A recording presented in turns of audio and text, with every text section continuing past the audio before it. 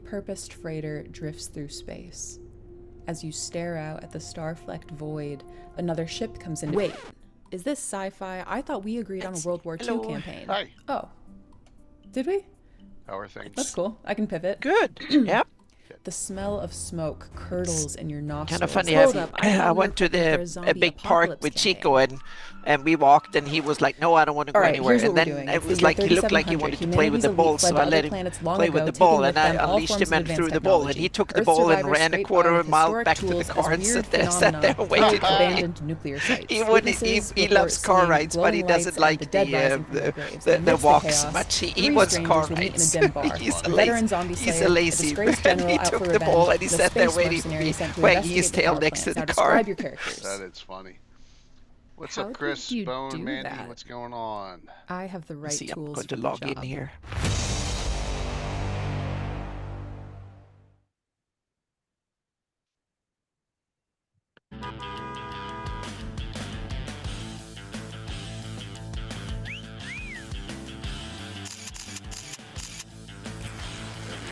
Well, yeah.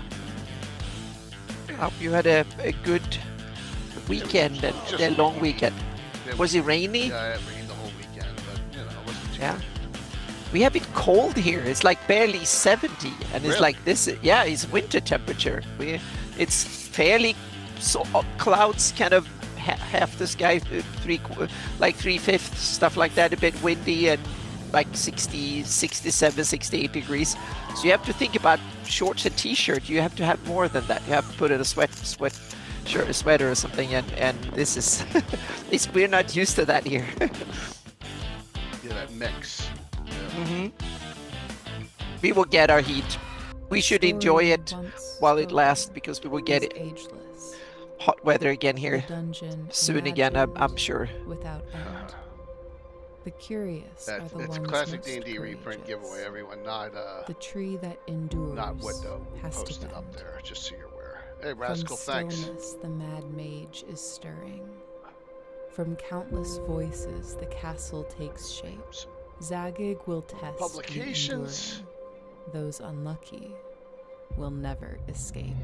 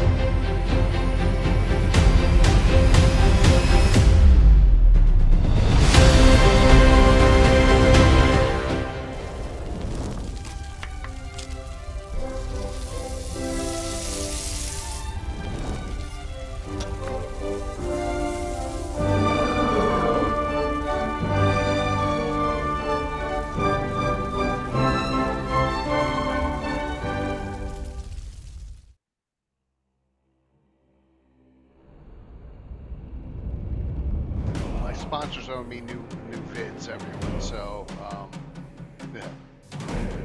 I will once again reach out.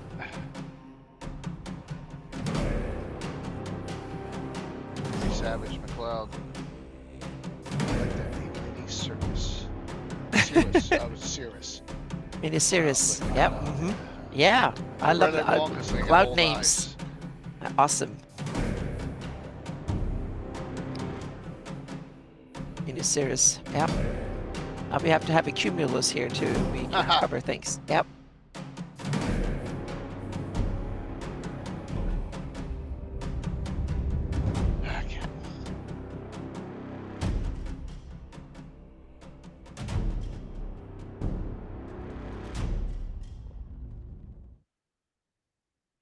POV, I had 30 minutes before my campaign group showed up, and I was totally unprepared. Okay. There you go. I grabbed my ready set encounter box cool, and boom, Sparkle. everything Mandy, I needed that's for awesome. an epic session. Nice. Adventure hooks, map tiles, loot tables, stat blocks, and miniatures, all ready to go. Very My cool. players still think That's I spent so hours cool. Get planning off our my- great dragon my encounter. cloud. If you're a busy dungeon That you master, have get family ready set here. That's encounter fantastic. live now on Kickstarter. Yep.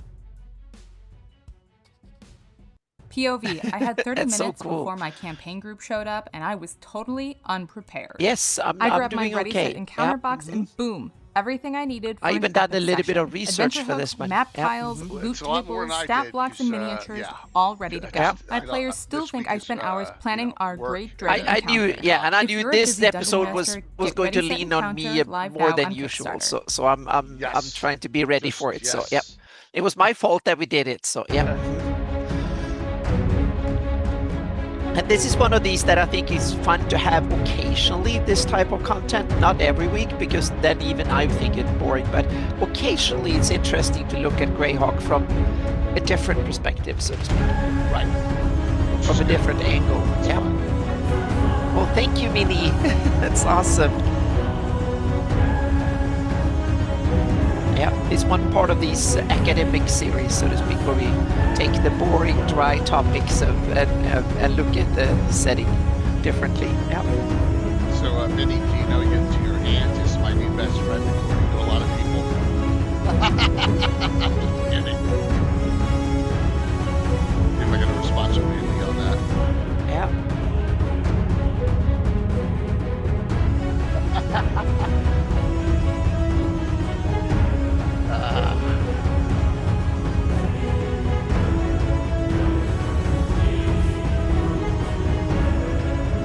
It's gonna be something. Thank you.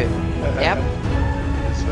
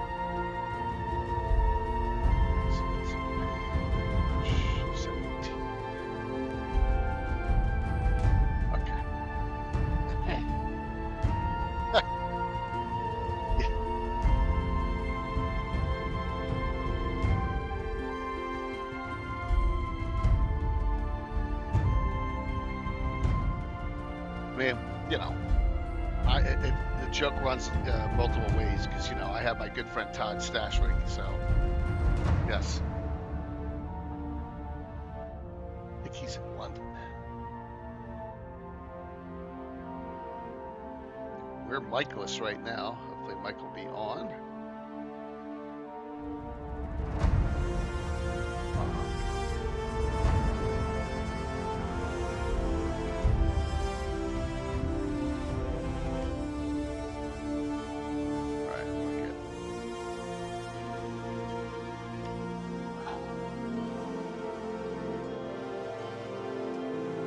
Come live a couple minutes early. Hey, what's going on, Anna and the audience? Hope things are going. Hope things are good. Doing some classic D&D reprints. Whoops! I just hit a button. I don't even know what that was. Oh my god! Yeah, hopefully it didn't do anything really bad. Yeah, yep. I did a shout out for a channel that doesn't exist anymore. Okay. Well. Yeah. Wow. I was just trying to get to. It's too many things. Just trying to get to that. There we go. Mm-hmm. So hope everyone's doing well. There comes Mike. I only have so I only get to stream tomorrow night. And then Sunday, nothing over the weekend because I'll be at Concoction. So we got a whole bunch of great stuff. Oh, that's true. It's Concoction this weekend. Yes, starts Friday morning. Mm-hmm. So, and that's why I have a whole bunch of people over here tomorrow. Yeah. Thanks, Fosco. Hello. Mike, hope you're doing well. Hello, Ed. Yep. Hope you're all doing well. Just appreciate it. We're gonna have a fun discussion here. So wow. Hopefully. Yeah. Hopefully. Yeah. Yeah, we should. Yes. Let me bring up 1 second here. Mike, you're joking, right? A little. Yeah. Ha ha. just so I want to bring up a couple quickie pictures, just for. Okay, so just note, I'm gonna have a lot of people in my house tomorrow night, so we'll have the following. There you go. I'm ready to go. Lights on and everything. Dioded up. Yes, we're ready to rock and roll. Oh wow! You're putting out all the stops here. Yeah, yeah, absolutely. Yeah. And there you go. Stuck in the middle with something, and Amanda showed me the dice, and her spouse, her husband Jared will be here. Tiffany Murad will be remote. Grim Sparkle, the ever mysterious Tim. Thanks, Mandy. And Tom will be here, and then I'll have one other special guest logging in. So yeah, it'll be fun. It'll be a good time. Yep, and that'll kick us off the week. But all right, Anna, let's just get it out there. Why do this topic, demographics? This is the one for world builders, so to speak. This is not something you have only indirect use of during the game, but it's something definitely for world builders, DMs and stuff. If you want to go deeper and create your own campaign and own version of Greyhawk and stuff, this is a very interesting topics. And demographics is the study of populations. You don't study creatures on an individual level, you study it on the species level, meaning all of them in a large area, and see how that dynamics works. Stick around, folks. Don't leave. Yeah. So and normally when scientists talk about demographics, they talk about human populations. So biologists might use the similar things when they discuss birds or whales or something like that, but they usually have different terms for it. But in a fantasy world, we can play with other things. Meaning we have dragons and all the other stuff. They can have a demographics too. And then you study population, meaning you study how many live there in over what area, what their age structure and stuff is. And in demographics, there's like populations can change through three processes: through fertility, mortality, or migration. Meaning they can be born more of them, or they can die more or less, so to speak, or be born more or less, or they can move from one area to the other. And this sounds very dry and boring and all that when you just like look at them, but these are the basics, so to speak. Now we can look at, and first we have to get the caveat out of the window, because that was one of the reasons I wanted to have this topic. If you go back, there's probably Wayback Machine and stuff. If you look at Greyhawk forums and mailing list and stuff back in the around year 2000, maybe up to 2005-ish, or maybe late 1990s, this was a really hot topic because when there was a new version of Greyhawk being published, population numbers had changed. And that upset a lot of people for various reasons. And all of a sudden they had like big discussions like I got Sam to come on too. Oh, so. That's awesome. Yeah. So then some people say, oh, this is too much or too little or whatever it was. And there was long rants and people quoted science and all sorts of stuff. And plus I thought people back then threatened to kill you. Oh yeah, now not over this. Well, not over this. I'm just saying it was just. It was tough, but it was also tough because TSR, those last years of TSR, they said they sue regularly. So if you commented things and did things about whatever Greyhawk talked about it, they said cease and desist. It was. So if you think that today's time is contentious and yelly and screamy, it was very similar back then for even nerdy topics where people were very up in arms, and demographics was one of these things that we were very upset about. It was one of these things I wasn't particularly interested in 30 years ago, but now I've become more and more interested of it over years, so to speak. Interesting. Yep. So that's why I think we should keep that in mind, because this is about options, not about truths or anything, because Greyhawk is a fantasy world. So this is more about options and open up ideas and inspiration for all your world builders and DMs and stuff, how you want to approach this topic, so to speak. I'm not going to talk much tonight. So Sam, set us off. Yeah, I'm not going to talk much tonight, but let me just say this, okay? I understand the need for this discussion, but you'll find out some information tonight. Nothing will be resolved tonight because it's just you can't. This is not about being resolved. This is about inspiring you to maybe do studies and make decisions of your own for your own campaign, so to speak. Because are there 32,000 Grails in Selene or 30,000 Grails? Exactly. It really matters. I'm sorry. Yep. No, yes, but that's very true, because this is also, you can look at it from a silly, right. If you're not that nerdy into this, you can laugh at this whole discussion, and I can laugh with you at times, because I can also feel that this might be a little bit too. I intend to do a lot of laughing about it. Yes, I didn't have to break it. I could have said no tonight to this, but this is good because I need to chill. So I got so much going on for the con. So yeah, all right. So Sam, that was my intro, so to speak. Yes. So, yeah. Yeah. All right. Thoughts, Sam, on the initially on this discussion and what we can accomplish.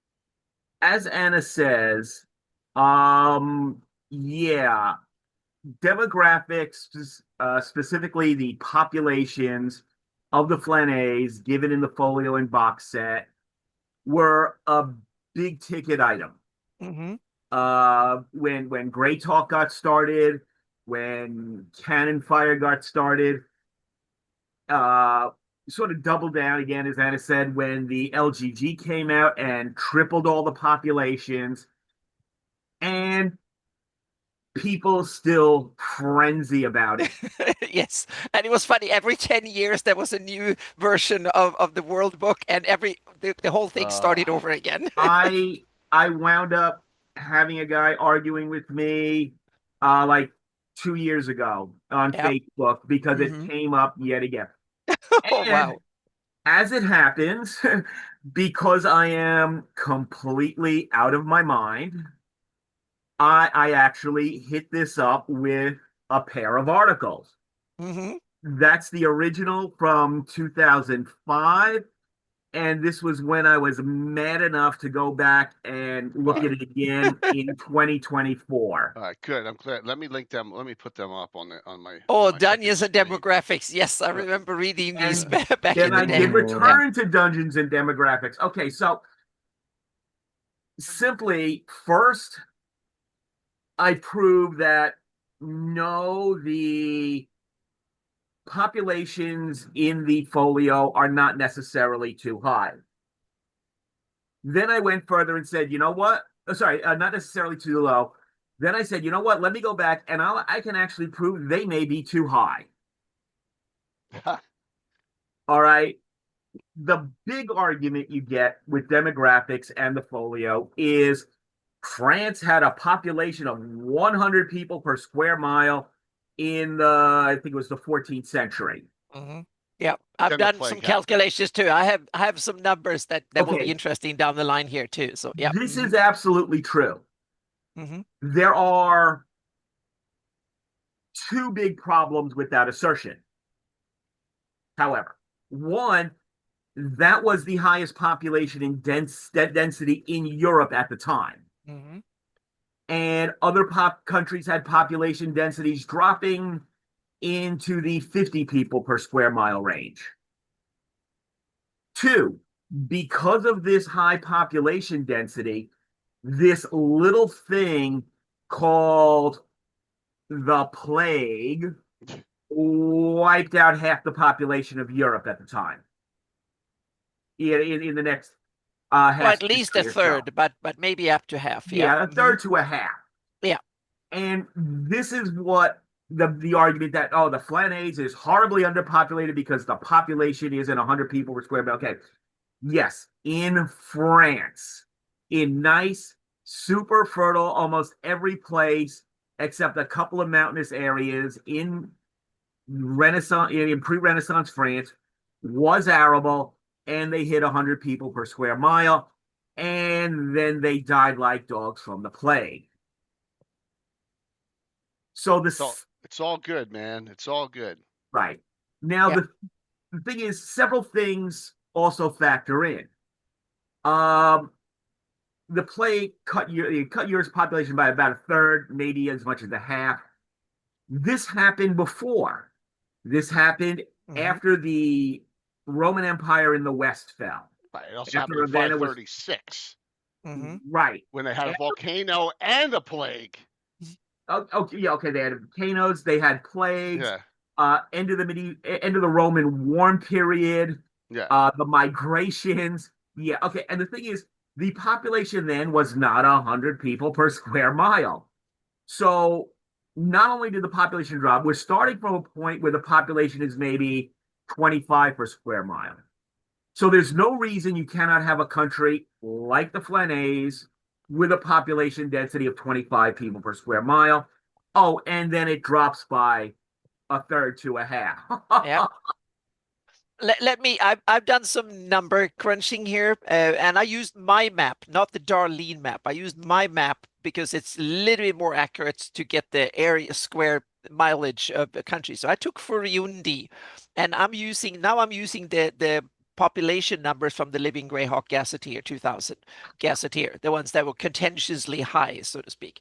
And so the numbers for the population of Furundi is 1,481,800. I wonder about the precision of 800, but anyway, let's go with that number. Why not? Exactly. Why not with that number?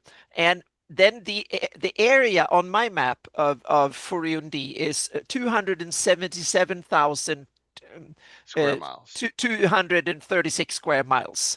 That is roughly the size of Ukraine, or a little bit bigger than Texas in size of Furundi. And if you take the 1.4 million people, a little bit over 1.4 million people, and spread them out over that means that you have 5.3 people per square mile. So that is very, very, very low. But there is a couple of buts in this that I think are interesting from a demographics perspective. First of all, you have large forested areas up in Väsby. You can easily cut 20-25% of the land area that are considered wilderness. Are you counting the Väsby in that? Yes. Okay, yeah. I wouldn't have. Okay. No, but back in those days, people didn't live far deep into what areas like that. Which are no exactly. Yeah. But now we're talking more like the civilized population, the people that actually participate in the country, so to speak. But so most of them. So let's say we can get that up to like 7 per square mile, or 5 or 6, or maybe 7 per square mile. That's very, very, very low by modern standards. It's lower than Australia and lower than Canada, that both have about 10 per square miles, and those are the lowest. There's only one country in the world that has that low, and that's Mongolia. that has, and Mongolia is about the same size as Furundi is, and about the same amount of people spread out over a large area. So it's like the population density of Siberia or something like that in Russia. It's very, very, very low. But is it unsustainably low? Not really. And then there's another key interesting thing. One of the main reasons we have so high population densities today compared to back in medieval times is that urbanization rate. That almost all of the increased population increases in medieval times, they live in big cities, not in the countryside. If you go to the countryside if you go to the countryside of France or England or something today, the population density is not much higher today than it was back in the day, but Paris and all the big cities have millions of more inhabitants. So if we then, instead of spreading up the big cities, all the cities that are and towns that are listed in the Living Greyhawk Gazetteer have 87,000 inhabitants, all of them, so to speak. And there's 12 of them listed there. I think they're low. Yeah. Well, they kind of, but if you take them and compare them, that means that the urbanization ratio of Furundi is meaning 5.87% of the population lives in cities. And the interesting thing, that is probably kind of spot on. That's probably roughly what was the urbanization rate of early medieval France or England or other developed nations or reasonably developed nations in medieval times. That was under 10% up until the 1800s. Today it's 50, 60, 70% in some countries that live in cities or adjacent in suburbia, so to speak.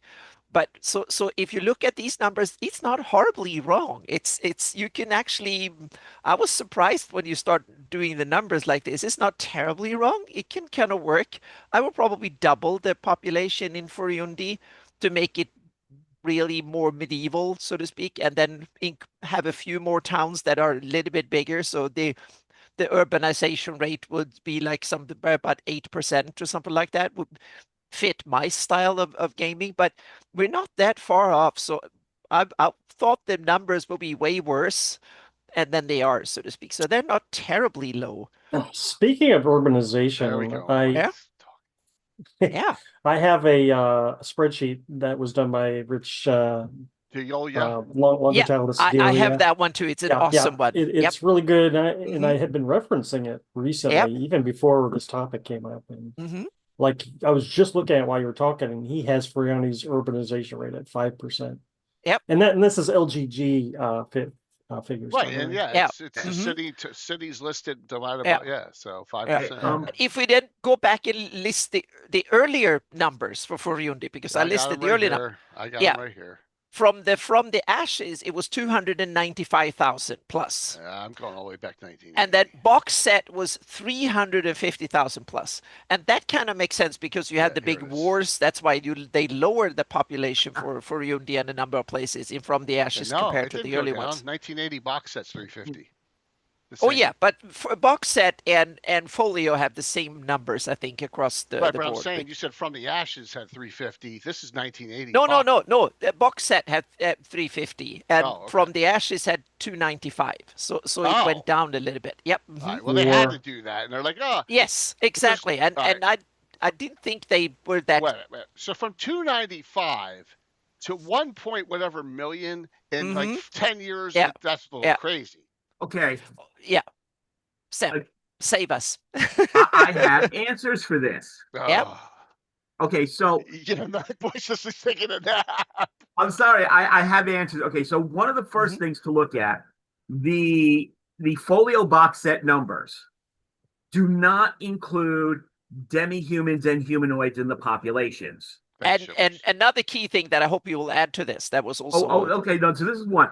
So the demi-humans kind of get pushed into the LGG numbers, and they kind of get pushed into a bit more than they probably should be. All the numbers in the folio and box set, you should really presume most of those are about 10 to 20% higher to account for demi-humans and humanoids. I think there's another one. If I remember correctly, it's fighting males or fighting able population. Well, okay, the thing is, the population number are not fighting males. That tends to be something only for certain cities. Gotcha. Settlements mentioned in the DMG.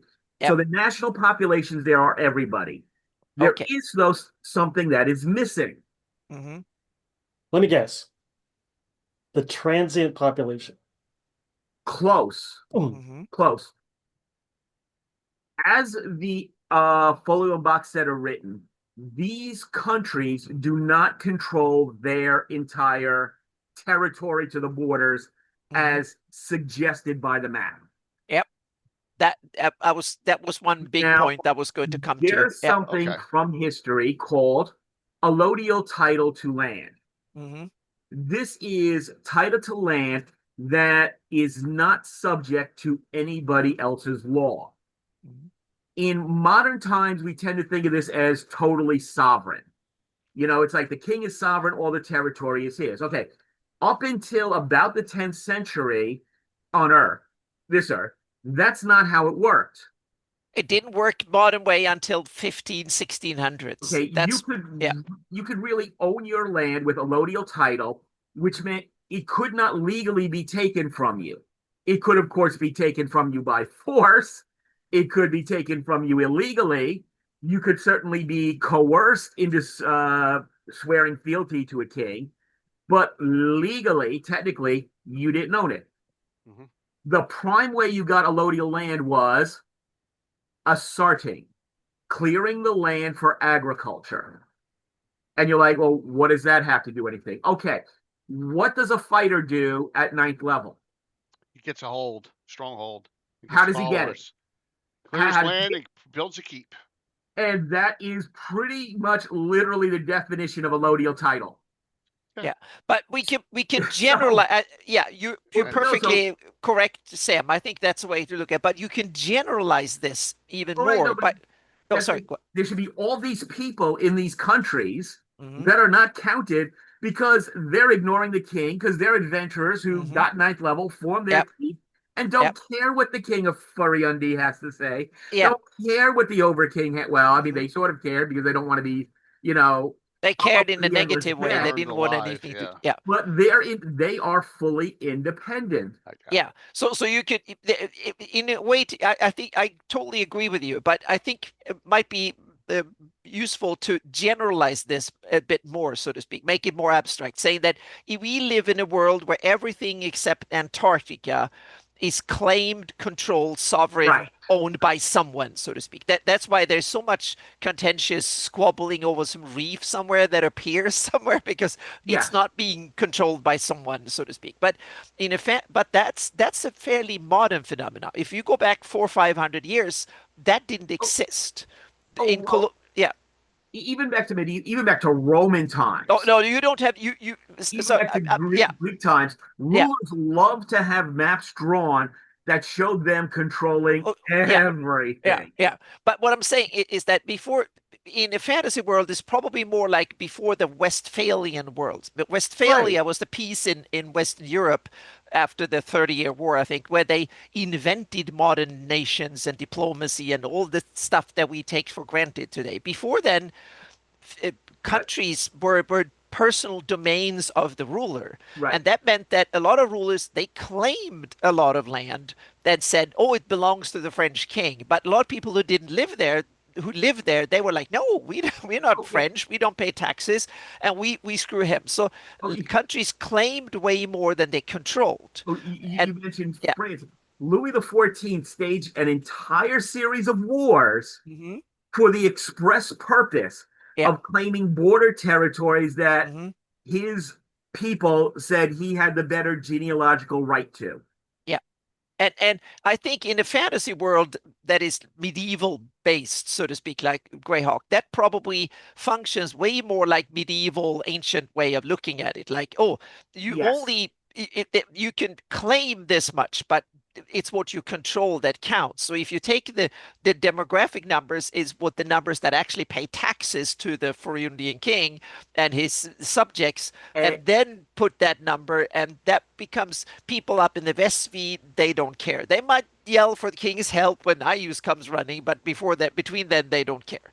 And stuff. So this makes the numbers much more reasonable, and because you can lower the areas and stuff like that, and there's a lot of wilderness that is uncontrolled, and my latest version of my map, I've gone from claimed territory to controlled territory in the borders, and this is how you can easily jump from the folio numbers to the LGG numbers. Now I'm going to throw another factor in there, and this is something, again, Anna's touched on this, I've touched on this.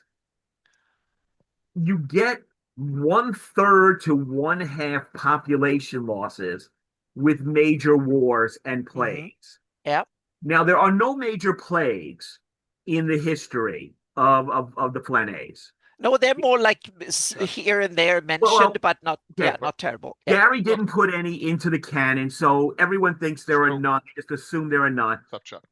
So we'll kind of hand wave that for now. But again, now let's think of the history of the Flanaess.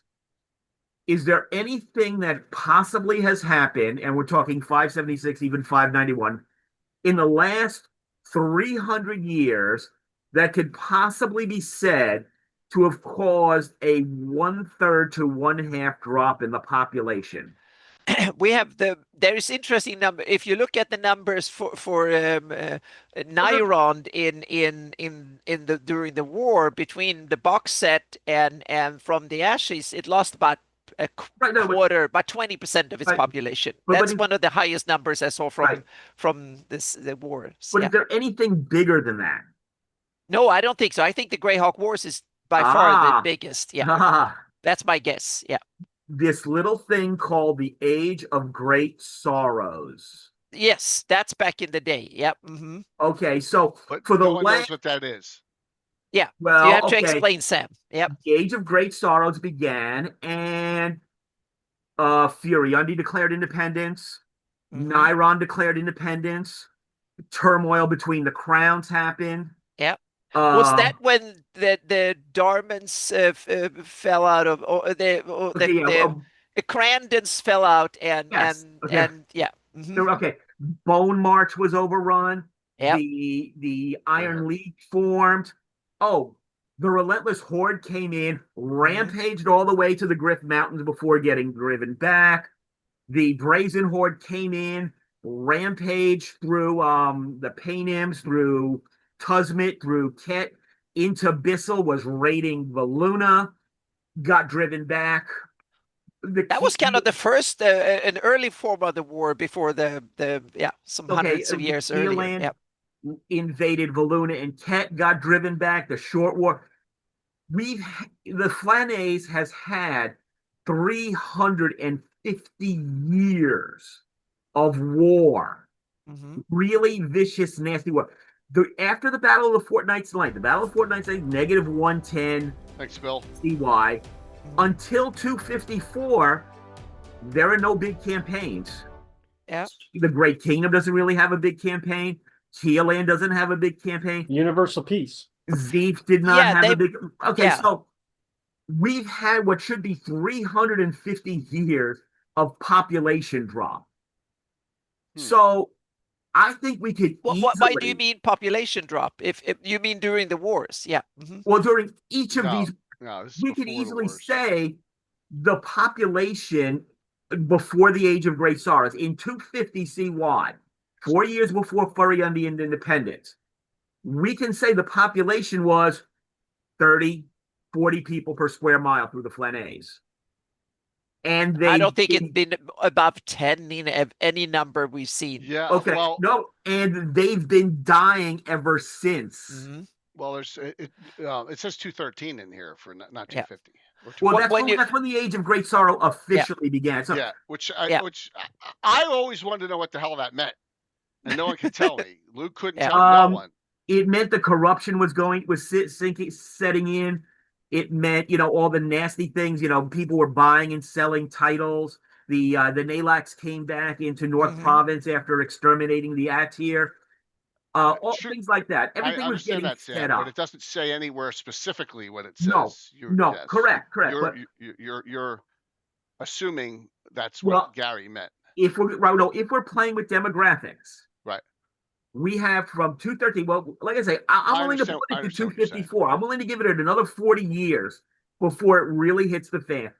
From 254 to 591, it's been wars. Mike said Universal Peace, not anymore. Yeah, that's true. There's something a lot. No, you're right. I mean, not anymore. Yeah. And so, lots of demi-humans getting killed, like the Hateful War scenarios I got in the 490s. And you have all this other stuff, which we can't count them all. It's just a synopsis on this timeline. We can't count them all. There's no detail, right? There's no detail. When did Vecna appear, by the way? Okay, so if we look at all that, we can easily see the population dropping 50%. We can see it dropping 75% with these multiple wars over and over. It never gets a chance to recover. Now, here's the fun thing that goes with that.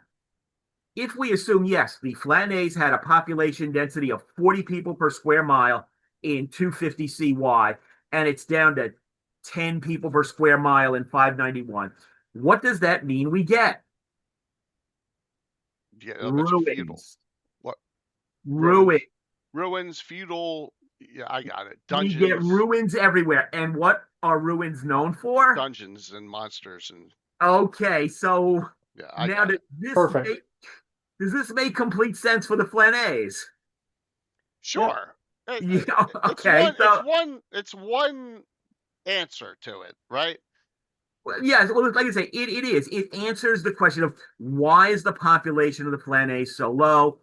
Well, 300 years of war tend to do that, and but Sam, it actually is, when you take the LGG numbers, it isn't that low. If you but we're not to LGG yet. He's talking about before that. He's talking about He's talking about why the earliest numbers.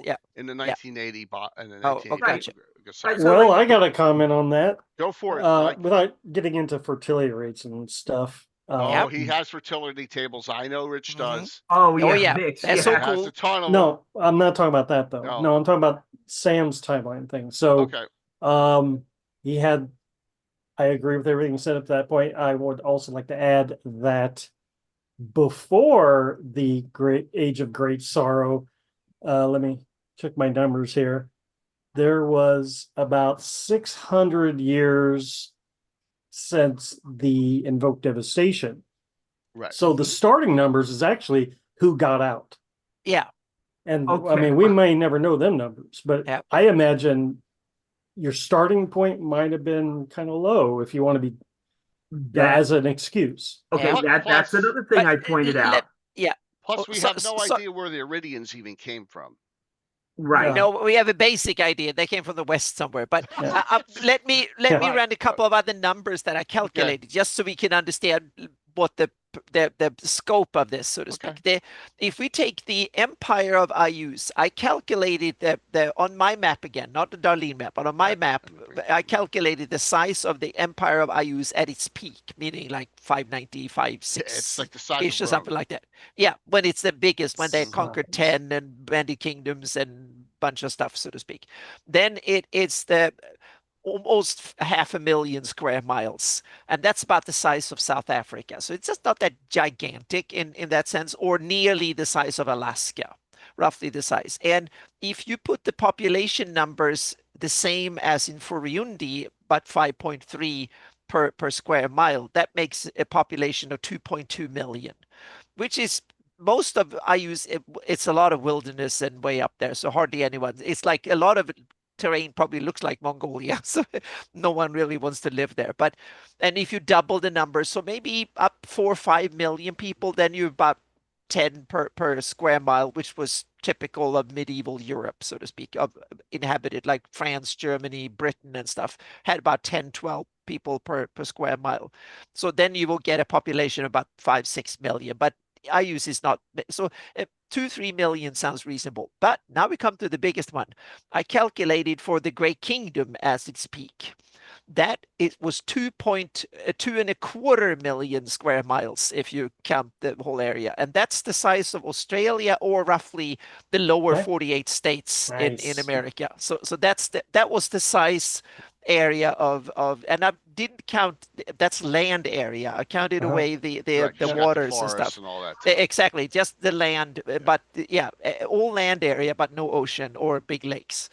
So that's crazy. And if you put 5.5 people per square mile in there, that's a population of about 12.5 million to have the same population density as Furundi in the living Greyhawk gazetteers. So probably somewhere between 12 and 20 million is a reasonable medieval population. So the LG numbers are fairly close to medieval numbers, a little bit low, but if you discount, like Sam said, if you take away the wilderness, we take away areas that are not really controlled and stuff, then the numbers become reasonably medieval in a lot of sense. So here it says 5 million here in the 1980s. So Anna's talking about square mileage. This is not demographics, this is geography, but I got to show you this old blog post I did on okay. You just reminded me of it.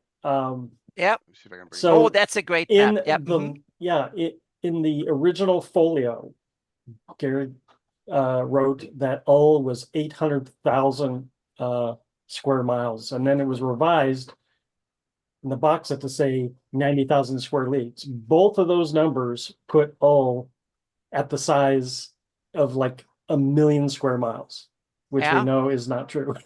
Wow. No, I'll calculate all on my map and see the one that I'm just saying referenced. He sometimes Gygax just throws out numbers. Yeah, he throws out terms, and he hopes he gets it right. Yeah, and this is clearly a case where he's just throwing out numbers. Let's be honest. There's no science in the 1980 or 83 sets. on population. No, but there are basic ideas that are. There are ideas and guesses, and this sounds like a good number. 5 million in the Great Kingdom sounds good to me. Right, yeah, but they're not completely off the. I understand that, but if I said 4 or 5 or 6 million, there's no difference. Yeah.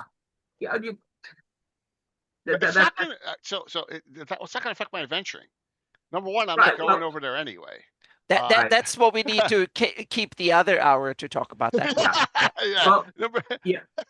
And going to what Mike said, how many people migrate? Going by again the real world again. Yeah. We have to go to the real world because we have nothing else to compare it to. The Germanic migrations with the fall of the Roman Empire in the West, all these incoming Germanic peoples were about 10% of the existing population. So this is one of the reasons I suggest that there need to be more Flan.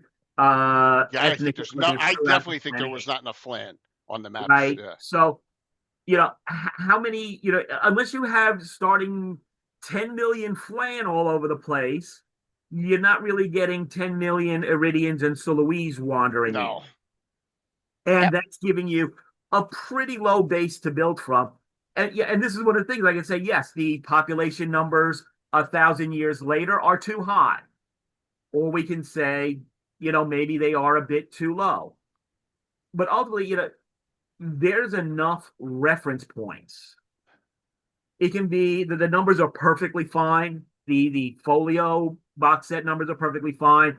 The LGG numbers are perfectly fine. People don't need to argue over them.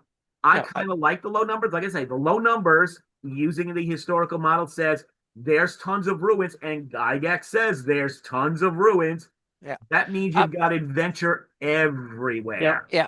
But to be honest, I'm less interested in the numbers and the sources. That is, to me, is the least interesting in this bit. I think it's much more interesting what you can use demography for in your games, rather than what do the numbers in source X, Y, or Z say, so to speak, because it's more like demographics can be a tool for world building, so you kind of use it in reverse. And the numbers we have here, this is more like a good illustration of a nice side of having this discussion, because there have been enormous amount of energy spent on these numbers, way more than they deserve. Because I agree with Jay a lot about that. A lot of this was probably just taken from the top of the hat. That looks big on the map. 2 million people live there, or whatever.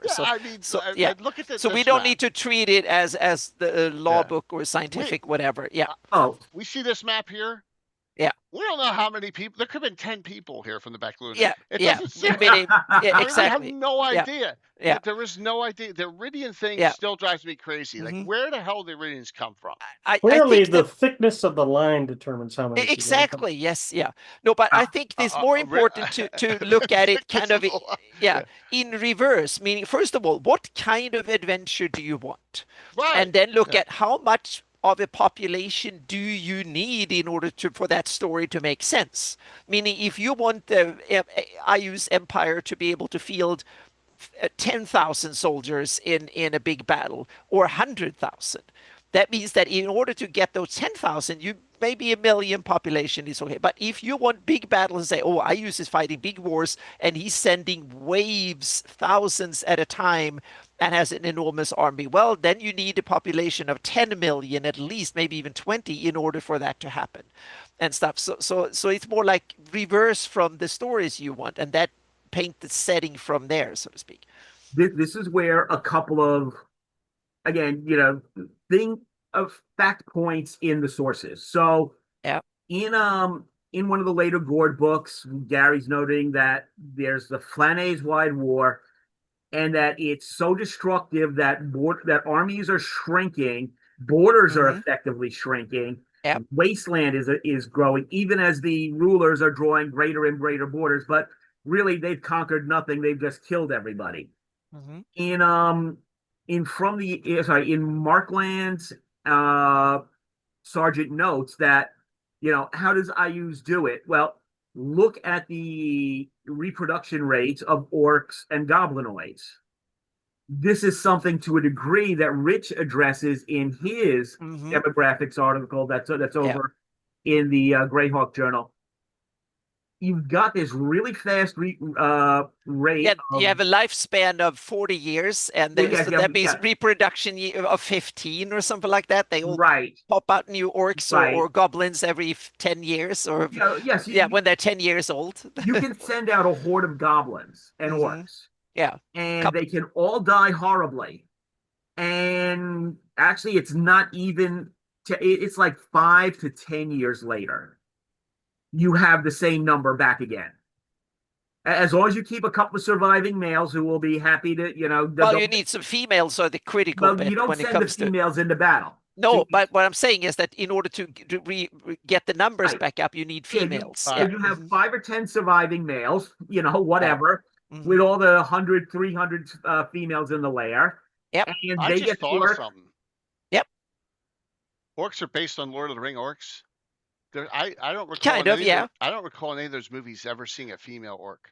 No, and exactly. That was one of my other points, is that not all creatures have normal reproduction. We're talking about a fantasy world, so I understand some of them can come from other sources, so to speak. We have undeads and all sorts of Tolkien orcs. I'm just pointing that out. That you have to figure out in your campaign, where do these things come from, if that is interesting. Yeah, Egg sidesteps that and says there are female orcs and baby orcs. Yeah. So... Right, but so again, you have some people that are reproducing very rapidly. Now, here's another weird thing that goes into it, especially when you start looking at those age charts in the DMG, the first edition DMG. Yeah. Humans, the average age for humans is 90. Which is older than now. Oh, that average lifespan. Right, we have to that's say older than now, which is crazy. Oh, exactly. And but they probably now, not older than in 1976, not older than when Gary was growing up, and so even humans have a longer, And they have a short lifespan. They die quickly, die young. That chart is not. No, but it's interesting because that is more like game mechanics than demographics. But it's interesting to build something that you kind of play with stuff like that. So one of the things it suggests is you're going to have a lot of more older humans around. You're still going to have the same number of fighting men and all that. I don't know about You're going to have a lot more of these older humans around still doing stuff. And that is very important for passing on knowledge, passing on technical ability, providing childcare, doing all sorts of rather critical things for growing a population. I can't remember what the hell I was doing. I was going to some chart and I can't remember what the hell it was. We are distracting you. This discussion is terrible. So I'm going to say one word that throws a wrench into all of this. Okay. Magic. Yes. I was going to say that is meaning you can have magical healthcare. You can have all sorts of stuff. There's no magical healthcare in Greyhawk. No. Okay, but you can for the rich people, for the rich and the mighty, and then the poor people, they can die as flies because nobody needs them. There's one key magical thing there is in Greyhawk. I remember what I was doing. That you cannot take away. The climate. Climate's not the climate. Anna's show. We've talked. We can have a whole extra show about that. I think we had one a few years ago. Gary's but we should have one again. Yeah. Gary's clear. There are 3 full growing seasons in the Flanaess. Right, and that depends on where you. It's like Indonesia. It'll jump the population up. Very it means going to be It means you can support more urban population if you need to. It means you're going to have way less famine. Historically, Europe had famine like 3 years out of 10 in the medieval period, Roman to medieval period. The food shortage was standard up until the late 1800s. That's the first time we've had secure.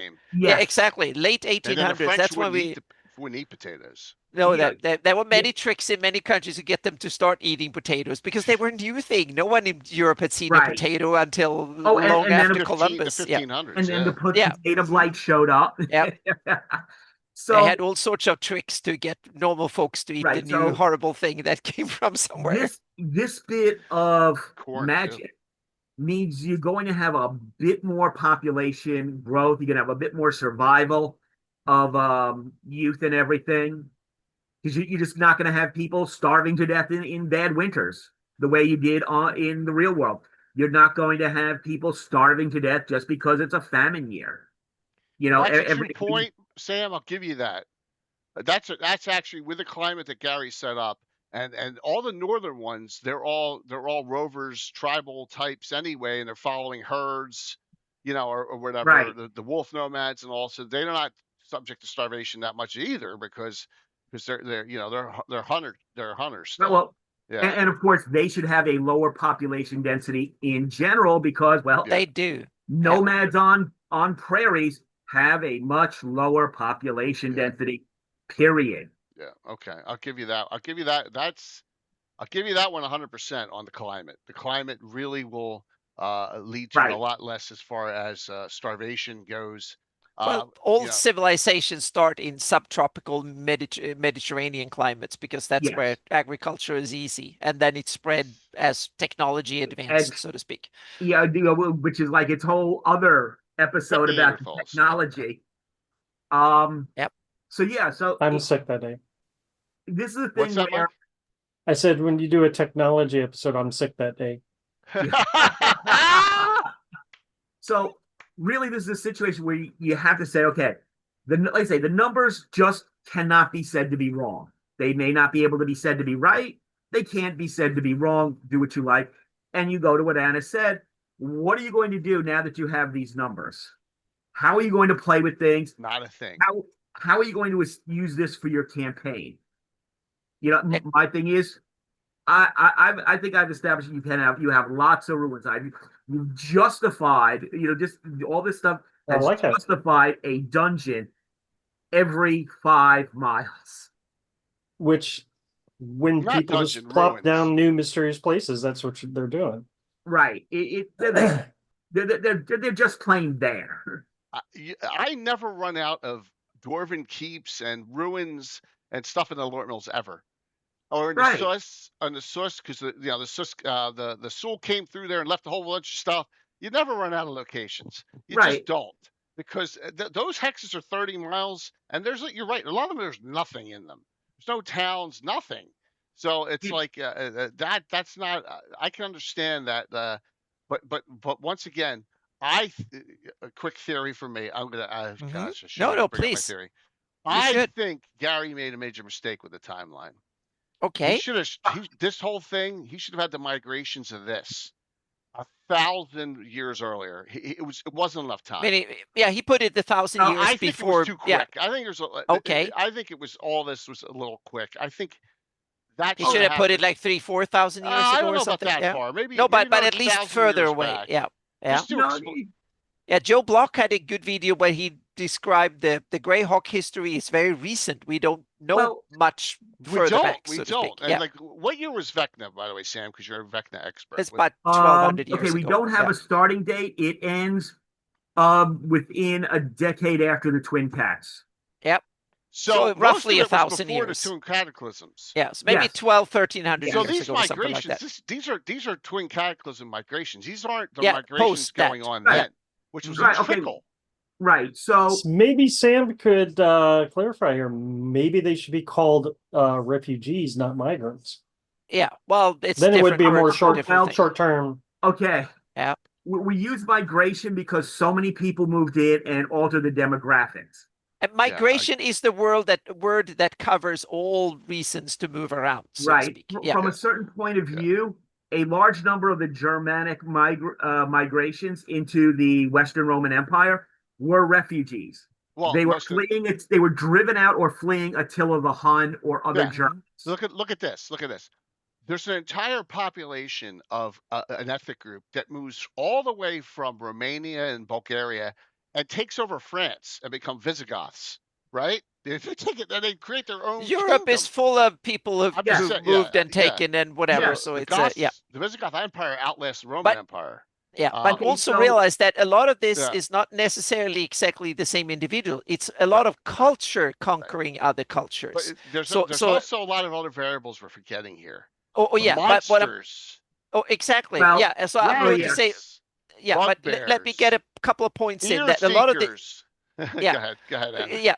But a lot of points when we talk about history, that a lot of this was not necessarily people in Romania moving physically and then located in France right away. It might be over generations, and a lot of it was also you assemble and took in cultures from others. You became Roman, for instance, when Roman, Roman, exactly, and so on, and the Nordics, for instance, they were the same way. Meaning, where I grew up, we were Norwegians, Danes, or Swedes, or some Goths, whatever.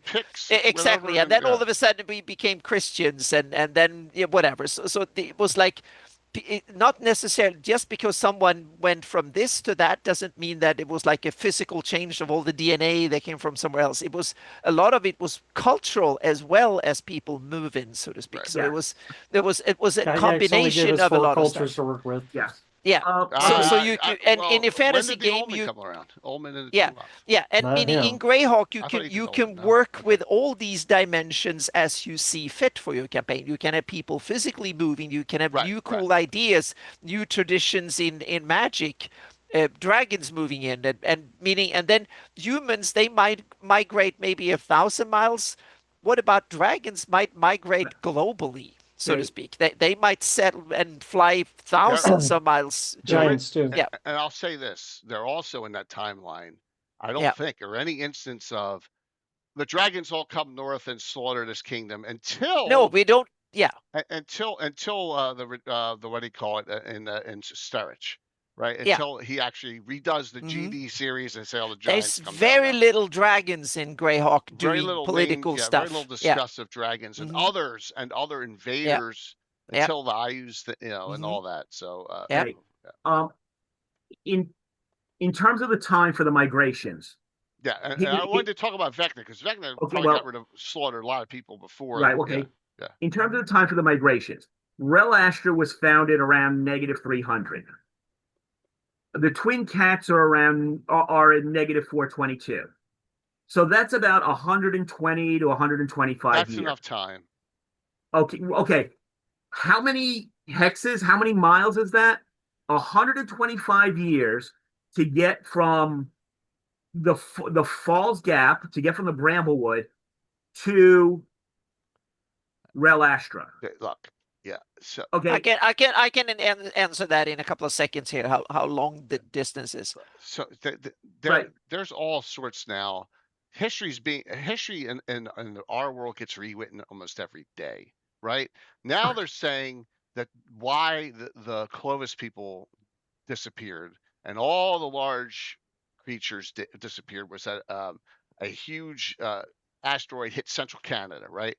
And the Clovis people, they say, came from Europe. They didn't come from the East. They didn't come across Bering Strait. They came from Europe.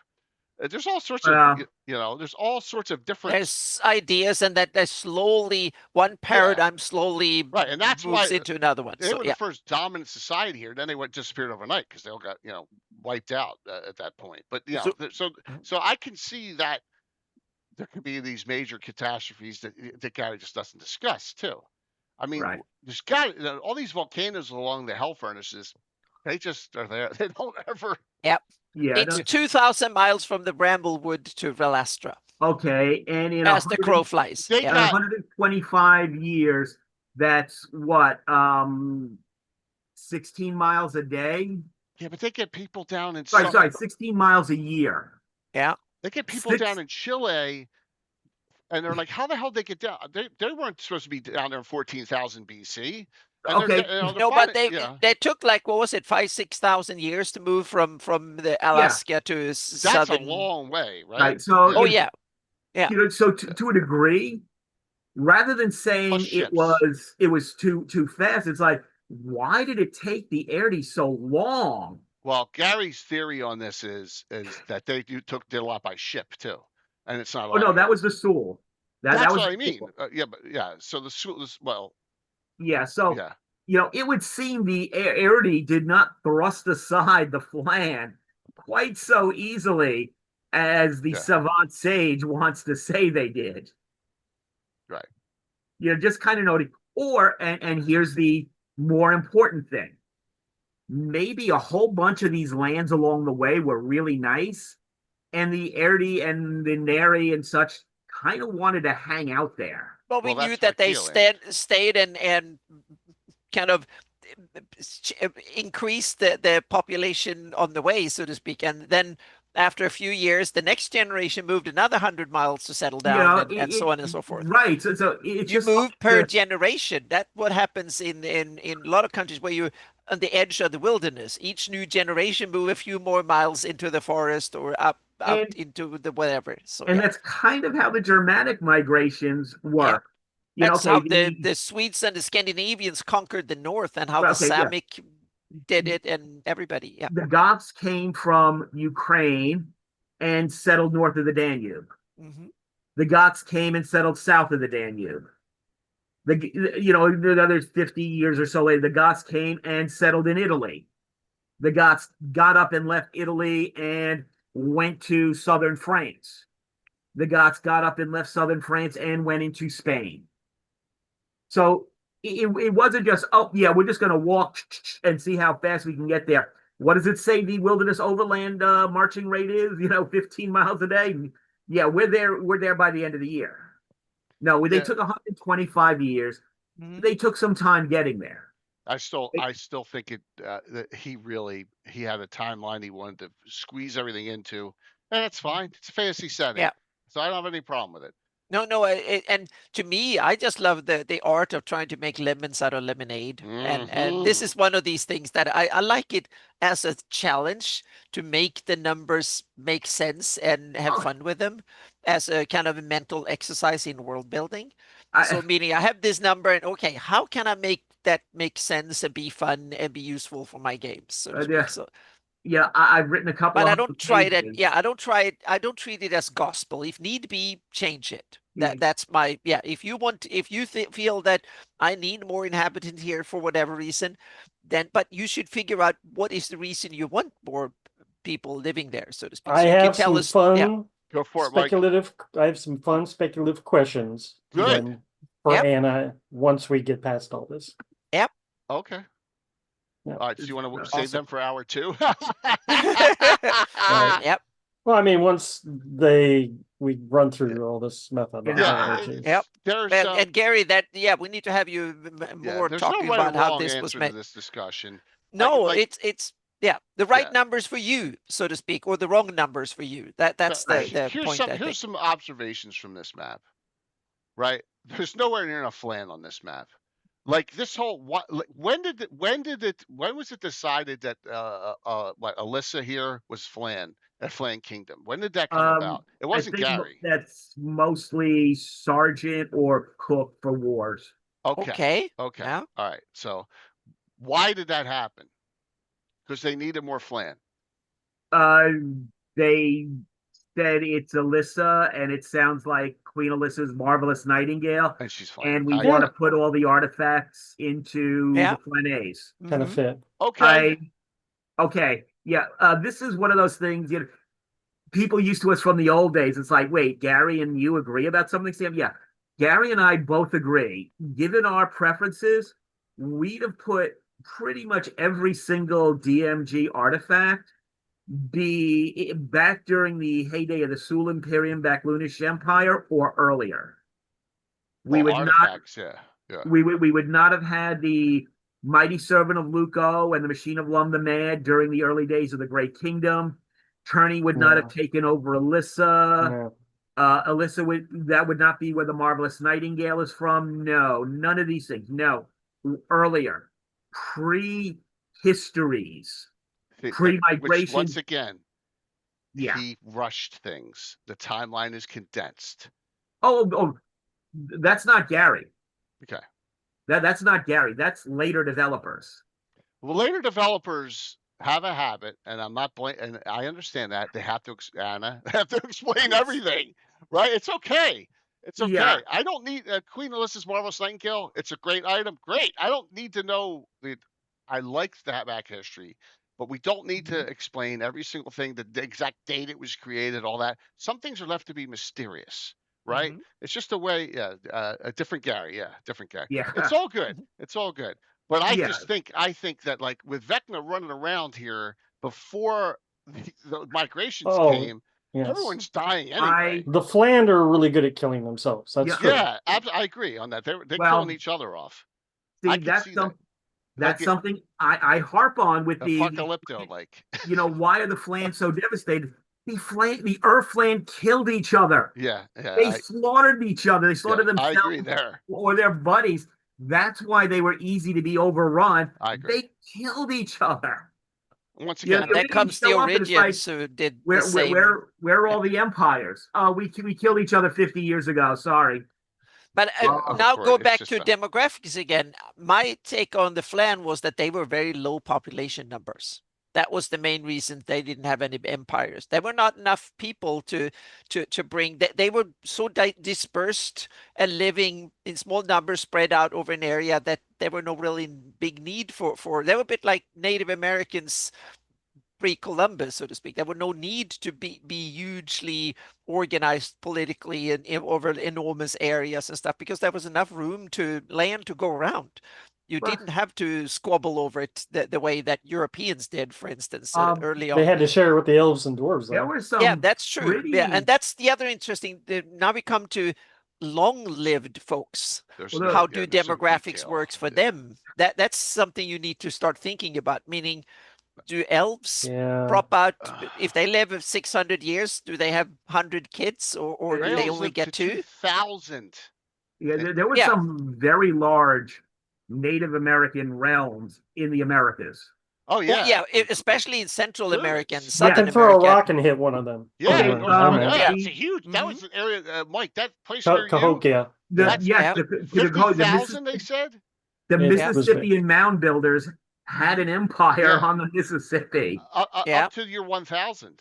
Right. So clearly they were there. Mm-hmm. Clearly, so it's like you say. Especially if you're doing the Flan parallel, they had empires. Where'd it go? Yeah. There's no reason to say they did not have empires, because that's a good point. The Savant Sage and Pluffet Smedger the Elder are saying, not our Pluffet. Right, so they're there. They're there. Something happened to them. They, from the history we've been given. And the history being given is written by the victors too. That's something to take into account here. In just the text. Mm-hmm. I don't care who wrote it. I mean, the text says. And even for Vecna, honestly, given my preferences, Vecna would not have been from the Rushmores. But Zeb Cook put it in the Chronicle of Secret Times. Yeah. They encountered him, so now it's now we got to account for Vecna being there right when the migration started. Which I did. I twisted myself and accounted for Vecna being there when the migration Good. You made lemonade. Awesome. No, good for you, Sam. Don't give him that much credit. Cost is still a freaking halfling in his eyes. Yes, he is. Okay. Yeah. See, you can't get everything right, Sam. Yeah, but it's good. So, yes, Costnez. Well, honestly, the thing is, Costnez is completely collateral to that. You can use the rest of the history without Costnez if you want to be, difficult. If you want to engage in heresy. I got it. And here you go, so you can read that. That's Genesis of a Legend. You can read how I managed to somewhere. Hold on, let me see if I can find it. Manage to hack the you should download that, everyone. Yeah. It can be done. Takes effort. It can be done. Bringing it back to elves real quick. One of my favorite thought experiments on the whole elven population thing is like, when you take the Greyhawk guide, and let's hypothetically say you have a population of 5,000 elves in 576, and you have a population of 5,000 humans in 576. That's a snapshot of 1 year when this came out. Right. So when you advance the timeline to say 590, guess what? That elven population is still 5,000. Rounding, right? Right. Yeah. But that human population is going to keep going up. So snapshot for demi-humans is kind of a frozen in time number, in my opinion. Oh boy. Yes. Oh boy. This is Here he comes. He wants to participate. Cool. You know, this is a significant thing when you're developing histories and such. If like I said, an orc or a goblin army replaces itself in 10 years.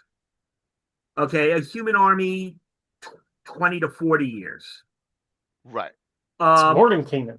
An elf or a dwarf or gnome army, Harry more than Canaan, is gonna take 100 years to replace itself. I've never heard of a gnome army before. Well, they're out there. There are a billion. There are forces of gnomes mentioned in Gary's evil ones too. Yeah. In the Flinty Hills and in the Iron Hills, and in the Glorioles. Okay. What's up, Gary? Uh-oh, my sound's not ready yet. Hey, guys. Oh, there you are. Hello. Gary's a big fan of Costner's. I should let you know. I'm doing my best here with this demographics discussion. So, and we are not helping. Speaking of Costner's, we're in the second hour. Speaking of Costner's, I have a blog post for you. Oh, yes. Speaking of halflings and this topic, here you go. I'm going to post it right now. Yes. This won't take very long. Enjoy it. Take in the demographic. Look at this. Love. Fantastic. Yep. Where are the hobnobs? Oh, wow. This is fantastic. Yeah. In denial about hobnobs. Oh, I love overrun with hobnobs. Plenty not a problem. This is fantastic, Mike. That's in denial. Oh you lose your no data, but probably. That is fantastic, Mike. This is the way to do demographics. Yes. This is a new non-comic post. It's a new non-comical or something. Mike, have you been watching one of those bad, one of those bad map sites out there? Oh, I love bad maps. I love How did you accumulate your data for this?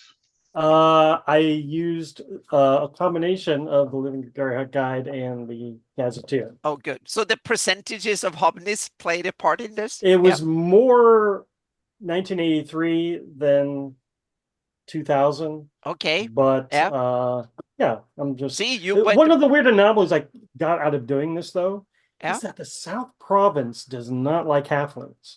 Apparently not. There's in there that there is very few. In denial about hobnits. Yeah, that's why. That's why. This is awesome. Yeah. How many are in Sunday?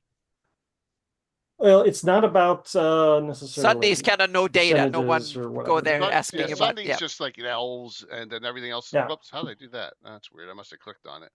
So there you go. It's highly generalized. Yeah, it's funny. Well, they're highly correlated with good realms, so it's. But the point of it is, not a surprise. Halflings are everywhere. Even where Gygax says there are no demi-humans, there are halflings there. They're just in denial. That's funny. Well, I think halflings have become almost like a shadow race to humans. They live under humans' protection. They benefit from commerce with humans. What you don't find is halflings living by themselves very often, except for like Elmshire. Yep. So what inspired this topic? It was my fault. My fault. Okay. Yeah. I've and we still haven't really got to, but it's. I was going to say, Anna, what did you envision? I envision that you can start thinking about it like world building. Like if you want to have like a big warlike world with armies in the thousands, whatever, what population do you need to sustain that? If you want to have 50 dragons living in Flanaess, what kind of dragon population would you have globally and also how much area do a dragon need to in order to sustain itself if it goes out hunting for meat every day or occasionally or whatever, meaning predators in that sense? How big of an area, and also what reasonable numbers of people should live in a country like Furundi or a city like Greyhawk and stuff like that would be reasonable in order to portray the idea of a big metropolis, meaning is 10,000 enough, or do you need 100,000? Do you need more in order to make that cool happen? More like thinking of that from a world building and a DM perspective for my games. What kind of population numbers and of what, so to speak, in order to tell these cool stories? You're speaking to the person who increased all the populations in the Living Greyhawk Gazetteer. Yeah, see, that's awesome. So for good or evil, I take my whippings gladly, but I'm the one. No, I agree. I like what you did, so to speak. So, and generally speaking, these populations, even in the LGG, are still low compared to medieval Europe. They're they're about a third, about a third or half of European medieval, depending on how you calculate. Like me and Sam discussed early on, if you calculate, remove wilderness areas and people who live out away from controlled, organized society and stuff. So And even then, I would still say if a DM wanted to include another small population within these borders or next to the, the borders between realms, you could do it. I mean, there's still plenty of space in the Flanaess for more cultures. Yeah, because the Flanaess is roughly the size of the lower 48 states or Australia in size when it comes to land areas. Well, it's wider than the United States. But there's so much ocean and stuff in between, so it covers a larger area. But there's like 30% of water, more than the Great Lakes and stuff. So that's why the dimensions are bigger from one end to the other. But it's roughly the same amount of land space as the lower 48. I guess it could be argued that the Great Kingdom probably was larger than the Roman Empire in terms of area, because the Roman Empire it was larger. Yeah, so many coastlines only. It was a sea power more, a sea empire more than the land empire, because it was the Mediterranean, the lands around the Mediterranean. So all right, Gary, let's have this. You and Eric Moen are sitting there, and you're like, these numbers are way too low, even post-war, right? Right. Is that what happened? It's like, we got to fix this. It's way too low. What happened in that discussion? A little bit is sophistry, because we were going to argue that the gold box numbers were just, fighting males, essentially data that you needed for wargaming, but not necessarily. That was my idea. That I thought that was something I read or heard somewhere. Yeah. But a close reading of the text in that section indicates that really only applies to demi-humans and humanoids, right? Not numbers, exactly, and not to the humans. Not humans, yeah. But I think Gary just didn't realize how vast these areas he was describing were, because once you do a population per square mile, it's so tiny. Gary wasn't here when I posted that whole the whole thing. Yeah, he was way off on the his numbers. Gary, did you listen when I ran the numbers from the Living Greyhawk Gazetteer and versus my map, and Furundi has about 5.3 inhabitants per square mile. Yeah. Which is about half of medieval France. So that had about 10. I think that brings up a good point, which is Anna's map, and even this map that Mike just posted up here, it implies, solid borders, and complete control. And they're much anything but, so to speak. I think anything but. I think, when you're talking about Keel land, most of this population is hugging the two rivers. There's vast areas that are not well settled. Furundi is probably not very well settled outside of its coastlines, and the Great Kingdom. I mean, that's, even though it has millions, that's still such a low population rate per square mile that there's big empty areas there. Yeah, meaning if you put medieval France population density in the Great Kingdom at its peak, it will be like 20-25 million people. Exactly, which is probably 2.5 times what it really. So I like to think of things like Darlene hexes in those kind of increments. Mm-hmm. So are you saying there would be entire hexes within the Great Kingdom of Furundi that are just nobody's there? Yeah. Oh yeah, definitely. I wouldn't say nobody, but practically empty. And then you have to account for the other sentient races who live in the Flanaess, who are not human. But that's what the LGG did. Yeah. That's what we tried to do. Tried to, yeah. Thank you, but even look at America. Meaning, go to Montana and the less populated states. There's a lot of Darlene hexes in the U.S. Meaning, take California. You can probably find 130 by 30 mile squares in California that no one lives in. And maybe one farm, one farm or something like that. All you have to do is look out the plane window when you're flying over the middle of the country. So I think I live in one of them hexes. Yeah. So even in a modern state. Yeah. So there's a lot of places like that. And also we have to remember in a medieval society, you had much more of what we will call wilderness today, areas that were just used to for firewood, grazing, and hunting grounds and stuff like that, we don't use land. Today, we either live on lands, meaning we put roads and houses and infrastructure like that, or we use it for agriculture, or it's completely useless, like sandy deserts or mountains or whatever. But in a medieval, in a medieval society, you had much more use for local wilderness. You needed your hunting grounds, you needed forests to grow firewood, you needed especially grazing, you needed a lot of grazing areas and places that were kind of light agriculture. You used it to look at the barrens. I mean, you have the rovers who are essentially just wandering back and forth.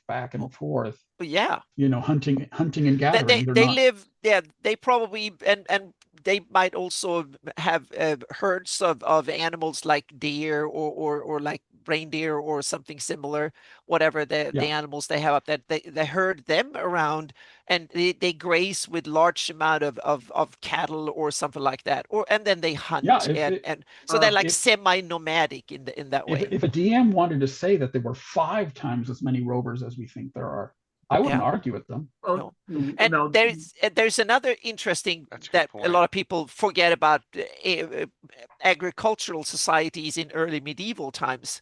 A lot of people were only semi or partially nomadic. You can my take on Shieldlands is that but half the population were firmly living in one spot. They were living in town and villages and stuff like that. But half the population, a large part of the year, they took their goats and cows and whatever they had and grazed around the area.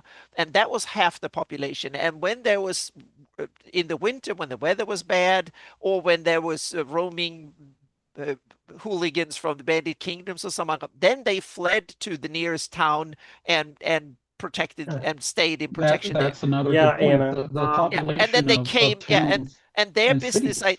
And their business idea was that certain times of the year they came in to slaughter some of their animals for hide and meat and stuff, and to use the milk and stuff. They made cheese and yogurt on the way, and then they slaughter some animals and they save the winter. So I would have it in my take of Shieldlands and probably part of Furiundi and stuff. Almost half the population was semi-nomadic, and the other half was on Rich's spreadsheet, Anna. I was just checking on it. Rich has Shieldlands as the most urbanized part of the Flanaess. 81%. I don't take that at all. So, I'm just saying. But in some ways, it's interesting because with my thinking here, and I have to emphasize my idea of Shieldlands. Someone else can have a completely different idea. That's perfectly viable. But my idea is that in some ways, Shieldlands is both more rural because they have a large population that are transient in and out of towns, but they also have a higher degree of people who live in villages and towns because they are all the people that serve these people that go in and out to that graze and herd animals as their main business, so to speak. So if you take areas, I will take areas of Nyrond or Keoland or stuff that are probably much more better suited for growing crops. They will probably have way more rural people overall than Shieldland has, but they will live much more in one spot.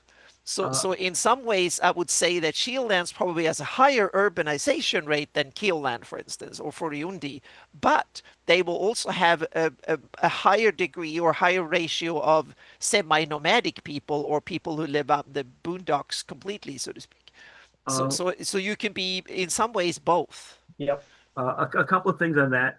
I would keep the population of the rovers low because people really living nomadic like that have a much lower population density. I mean, 5 and under. Yeah, but it's a huge area up there. You can have it's an enormous area. Well, even 1 person per square mile, depending on how bad the terrain is. Now, I don't have any problem with that. It's like Texas with 30,000 people in it. Yeah. We're clearing land. Now, medieval people actually realized rather early on a lot of the issues regarding land use.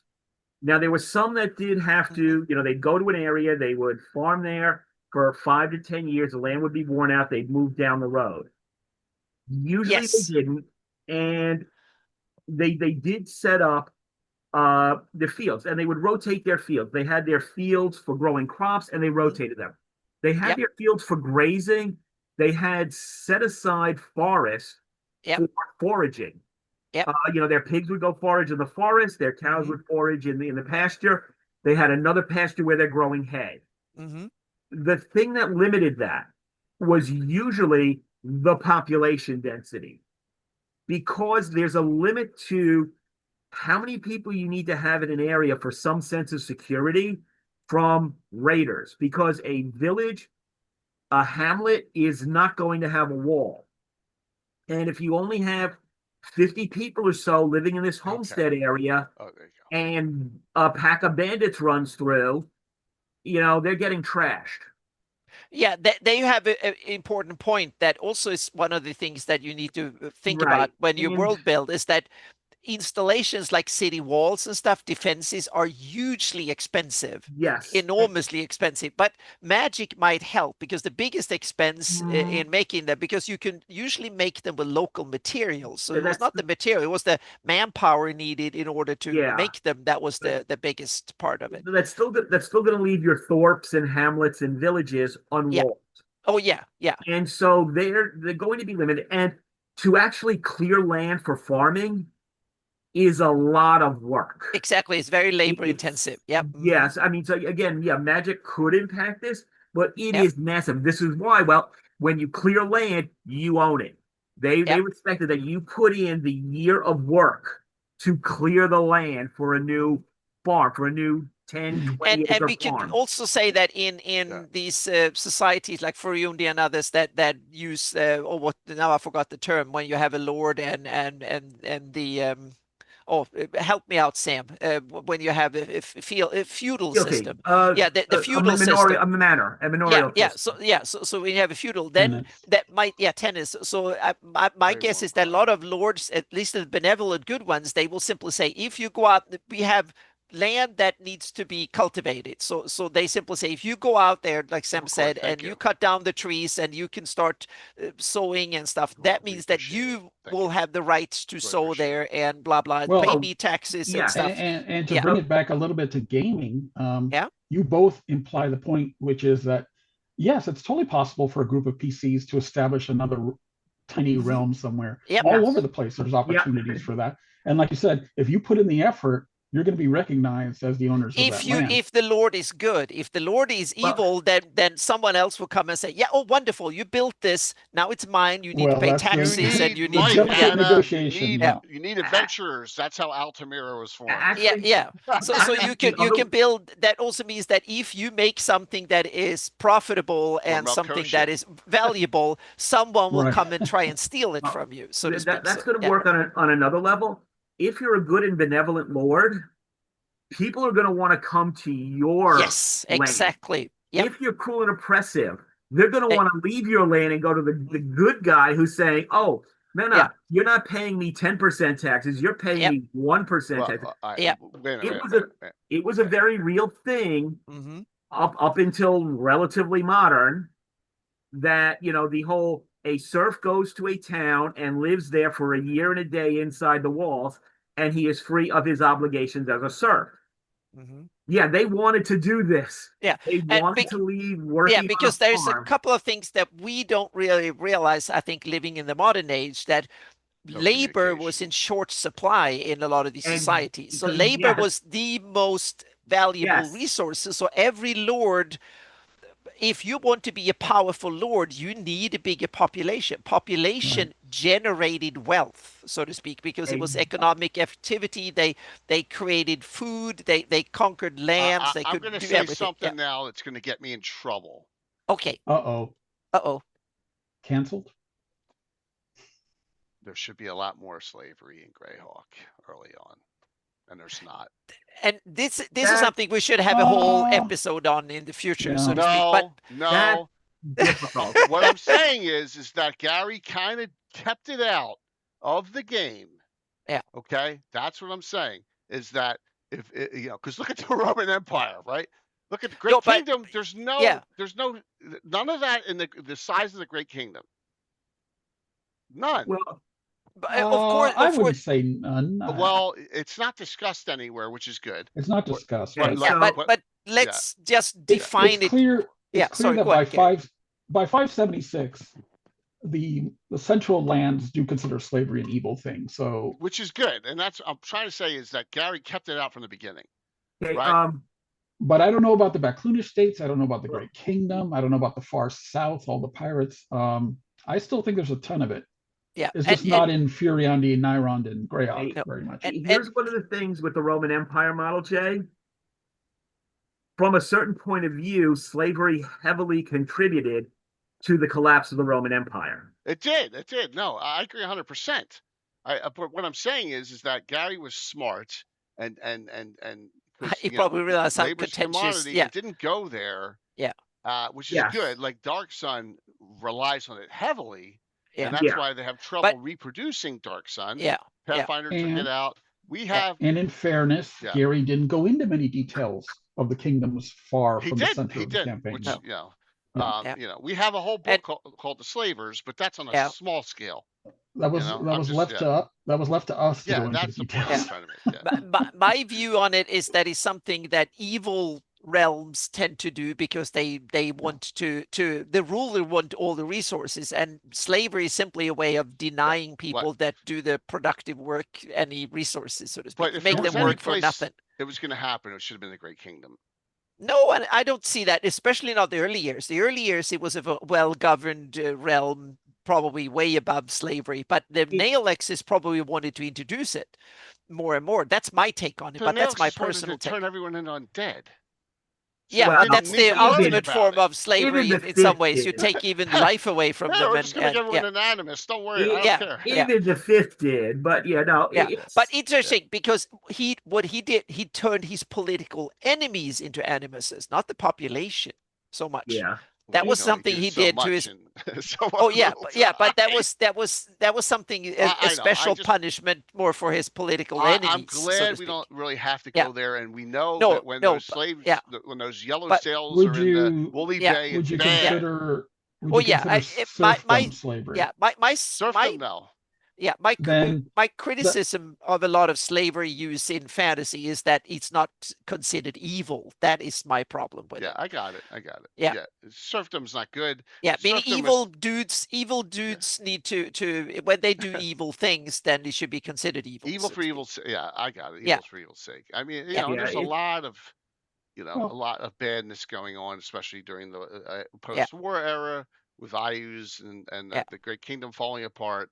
I mean, there's a lot of that, but it's also slavery can come in different forms, so to speak. It can be that you're tied to a certain property, you're not allowed to leave, and there are many different versions. I've read a bunch. But I just wanted to, just bring that up that there's it was left out. I mean, aside from the morality, the economics and the sustainability of that get complicated. No, it does. I agree. In ways that I think people don't appreciate, and they don't want to appreciate because they just look at the morality of it. It's not saying the morality is irrelevant. I would just say where the books are silent, I wouldn't make necessarily any assumption about what. That's fine, Gary, but there's not a positive state that it exists. No, there's not a positive. That doesn't mean in a game that it may not come up here and there, but I'm just saying it's not the mainstay of the game. I don't think Ed did. Yeah, I mean, I made it completely anathema to most of the Sheldamar Valley. So I agree. It exacerbates the differences with the Sea Princes and other cultures. But and Also, I would note, after the Roman Empire collapsed and the Germanic successor states established themselves, slavery dropped off rather dramatically. Serfdom was there, but actual slavery dropped off very dramatically. Yeah, serfdom is like slavery light in a way. By the time you hit by the time you hit the Renaissance, it's really barely noticeable. Yeah. Under 1%. Yeah, well, once the yeoman's come and all that, it's they get the it's but in different parts. Meaning Russia had ideas about that until modern times. So yes, there's a reason that serfdom goes away, and that is the Black Plague.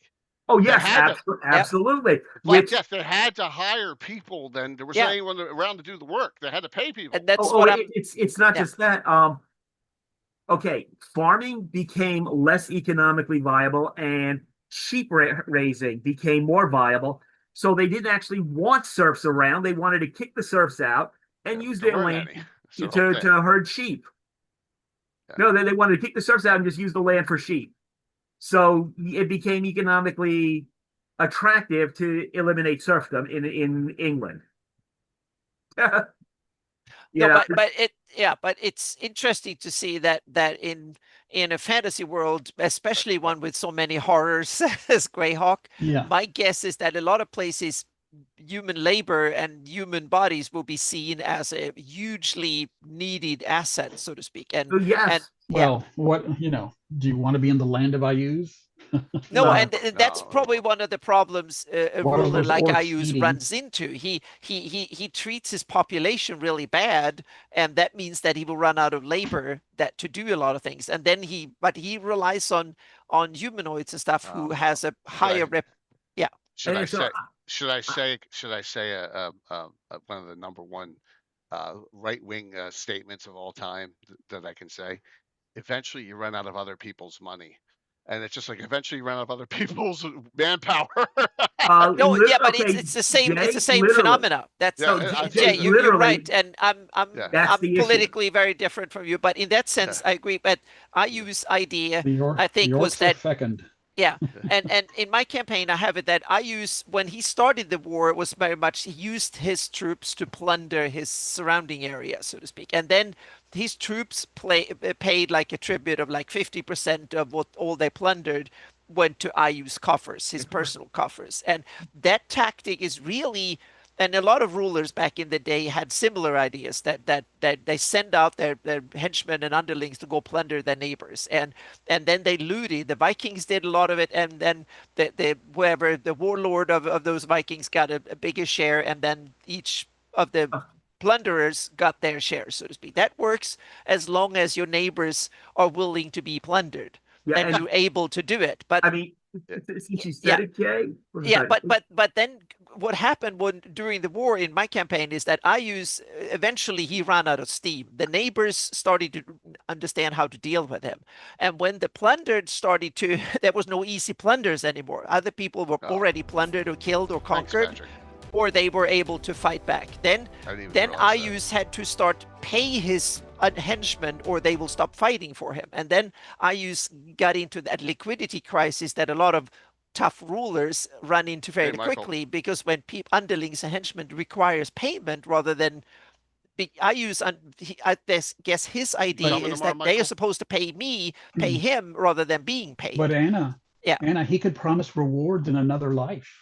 Yes, I guess he can. And being a demigod, he might be able to actually fulfill it too. But on the other hand, I think that is starting to have less and less of an appeal over time, so to speak. Yeah. Mike, what are your Anna questions you had? No? Go for it. I want to hear Anna questions. They are in general questions. Yeah, let's hear for the assembly now. Okay. Yep. That I was saving just in case we ran out of stuff to talk about. Let's clearly we're not. Okay. So I recently had to work on a grant to get some money for department, and part of that was going through U.S. demographics.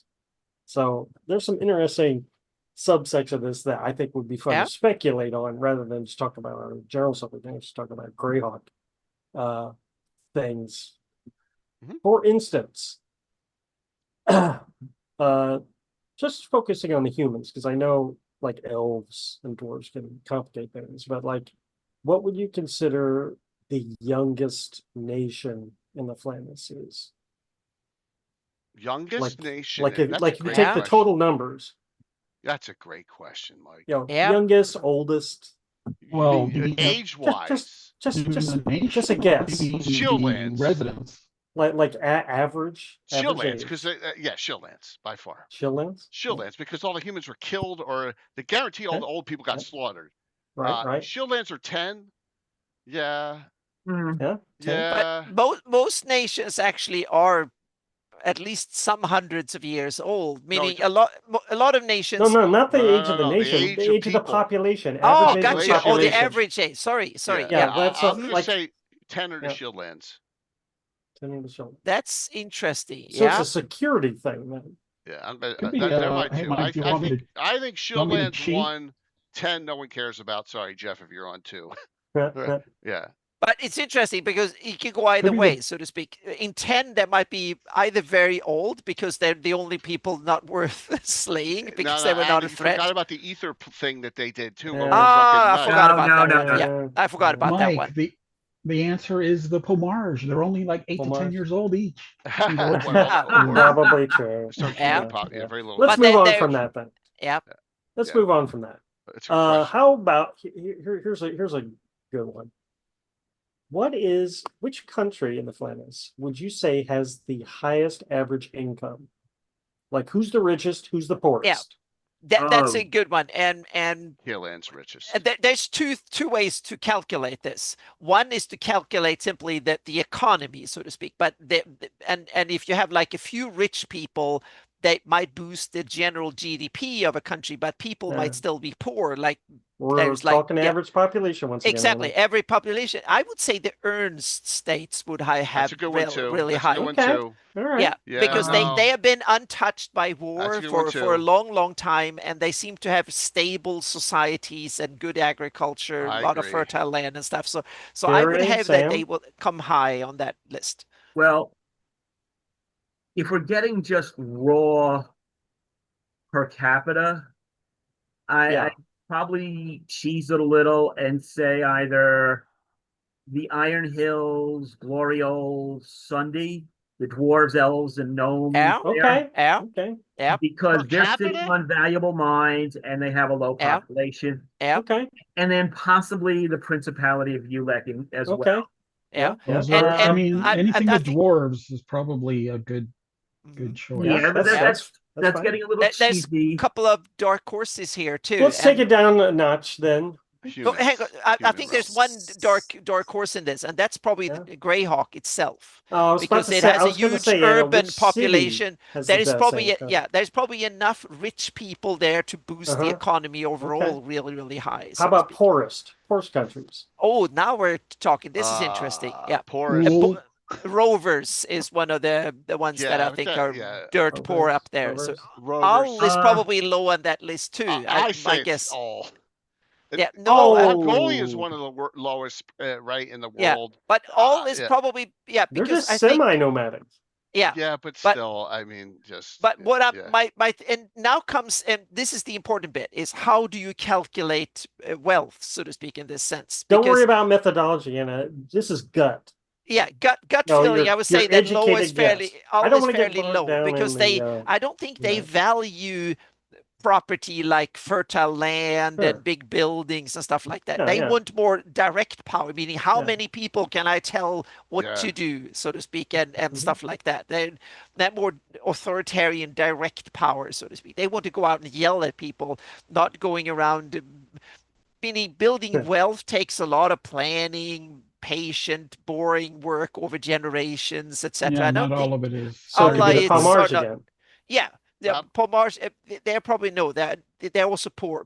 Yeah, all the Horned Society is probably a dirt poor domain too, except for the High Rocks and a few people at the top, so to speak. The Genie coefficient is probably super low or super high, rather. So the inequality is probably enormous in like Horned Society.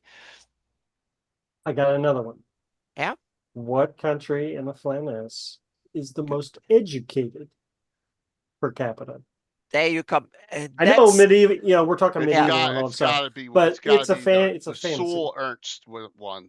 What's that? Soul Ernst? Is that Dutchy? Yeah, I think Keelan's too spread out for it, and still got some people that are agrarian types. I think. I really think not count. If you go to Elven, it's my guess it's Celine. Yeah, right? Celine, Viluna. Yeah, Niron might have. I'm inclined to go with Niron. I was going to say Niron has that tradition of learned it. I think you can't go national without being more specific. Yeah, I think Rel Mord, Rel Deven, and Rel Astra are three of the smartest places in the planet. But look at the open space in between, Gary. There's gotta be a all the flyover areas there are vast in Niron and stuff. So University of Rel Mord is not a degree factory. Represent right there. Yeah. That's right. But you're talking about the entire class of 962. But if you take the areas, if there were a Flanaess Nobel or Greyhawk Nobel Prize, so to speak, I think that people from Realm Board would have been high in those honors through the centuries, so to speak. Okay. Once again, and Elven realms. I mean, that's where the Overking showered. And I also can see Keelland showered all the wealth. Yeah, I can also see Keelland being very spread out on it, though. It's got a lot of farmland. but people in the old dry and stuff are probably the ones that hoard historic knowledge and others through the years too, and mathematics. You're right. It's different kinds of knowledge in these different countries. But if you take academia in general and stuff, Greyhawk is full of accountants and people who can know how to count silver and gold. And it's a great question, Mike. Great question. Yeah, awesome questions. I got one more. Okay, this might be a separate. I'm going to try to lump them together. Which country or city-state has the most diverse ethnicities and linguistics? Like, what's your best melting pot? Oh, well, that's easy. Thornword. Thornword is high on that list. I would say so. Bissell. Yeah, Thornword especially. I think it's it's like Istanbul or Alexandria or something like that in ancient time, or Rome or something. So So you're going to hear Qlandish, Old Iridian, Backlunish. You're going to hear all that. Yes.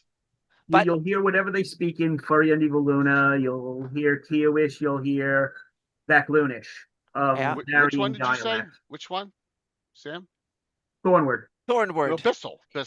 Yeah, exactly. Yeah. Yes. And I was thinking, you have another city that is a big port city, and you have Gradzul is a huge port city where people come from near and far to sell things. Or are they just regional? I agree that there's a lot of people from different nations, but they tend to be Sul and Iridian. There's not a lot of that's true. So Bissell, or Flan. But up there. But if we can draw, and maybe Anna will do this as an infographic someday, of the trade routes.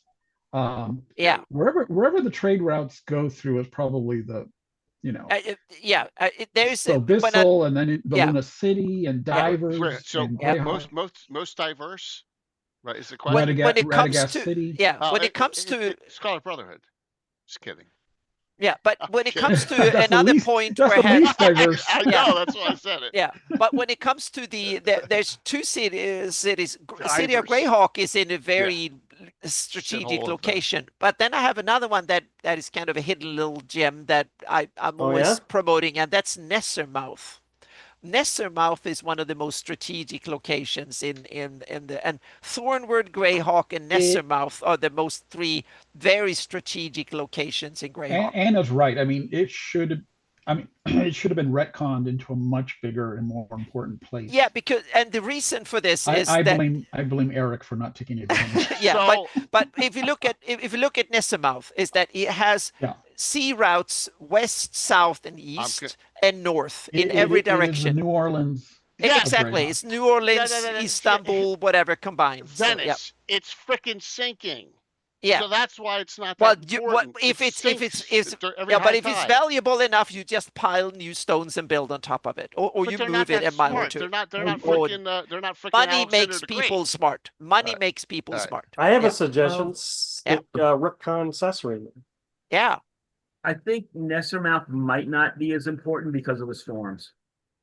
Oh, the storms. Okay. You think that's significant? Yes. Is it a specifically stormy area? It's a sea within a sea, but no. The Woolly Bay is stormy. The Sea of Gearnet is stormy, and Relmore Bay, except for a small area by I think it's Almore. That doesn't always stop people. Katrina, anybody? No, it doesn't. It's just well. That's when we then have to go wander over and do the whole. But they're Mediterranean climate and small oceans and tiny, so the waves can't be that big. The naval tech thing. Most of the stuff looks like it goes east to west towards Woolly Bay, but and that's another thing. You gotta know the currents and all that. We don't have enough data to be. It was just but sorry. You're assuming Niron trades with the southern locations or the western locations. They may not. But if you want to trade with your surroundings, Nessermouth is in really good position. Yeah, that's another thing that comes into being an issue with the with Greyhawk as a major trade center. You got the Pomarch there, and once the slavers are active, you got that. That's going to cut into things. Now, Nessermouth should be. The only thing is, I think that ships that go to Nessermouth, they're not going to transship up the Nesser and go through the Natmarsh. They're going to go along the coast over to wherever the heck it is by in Almore or by Niron. They're going to go over there. Yep. So they're gonna stop over in Nessermouth for the night, but it's not going to become the major trade center. Yeah, Grant and I are stuck in Old Red right now. Yeah. It's good. It's a good discussion. Well, you know what? I have one more. I'm on this map, and you guys came and see it. Now it's a good discussion point. Mike, some great questions. Oh yeah, fantastic question. One more. Mm-hmm. All right. Caveat: among lawful societies that have like laws, so not like Pomarch or IUs, what nation would you say has the highest crime rate? Lawful nations. What nation has the highest crime rate? Well, just your best guess. Come on, it must be your favorite place of all places. I mean, the Great Kingdom. No, Divers. Well, Divers is the shithole is definitely. That's what you always say it is. So, Divers reminds me of Detroit. So it's anti-divers in here. No, what about stowing? Is stowing too illegal to fall into the civilized areas? That's Bandit Kingdom. Well, they're not lawful to begin with. Yeah. Okay. I was going to say it's too. Highest crime rate. Sure. We talking banditry or are we talking petty crime? What are we talking? Anything. Burglary, banditry. I think you're gonna be surprised where I go with this. Keeland.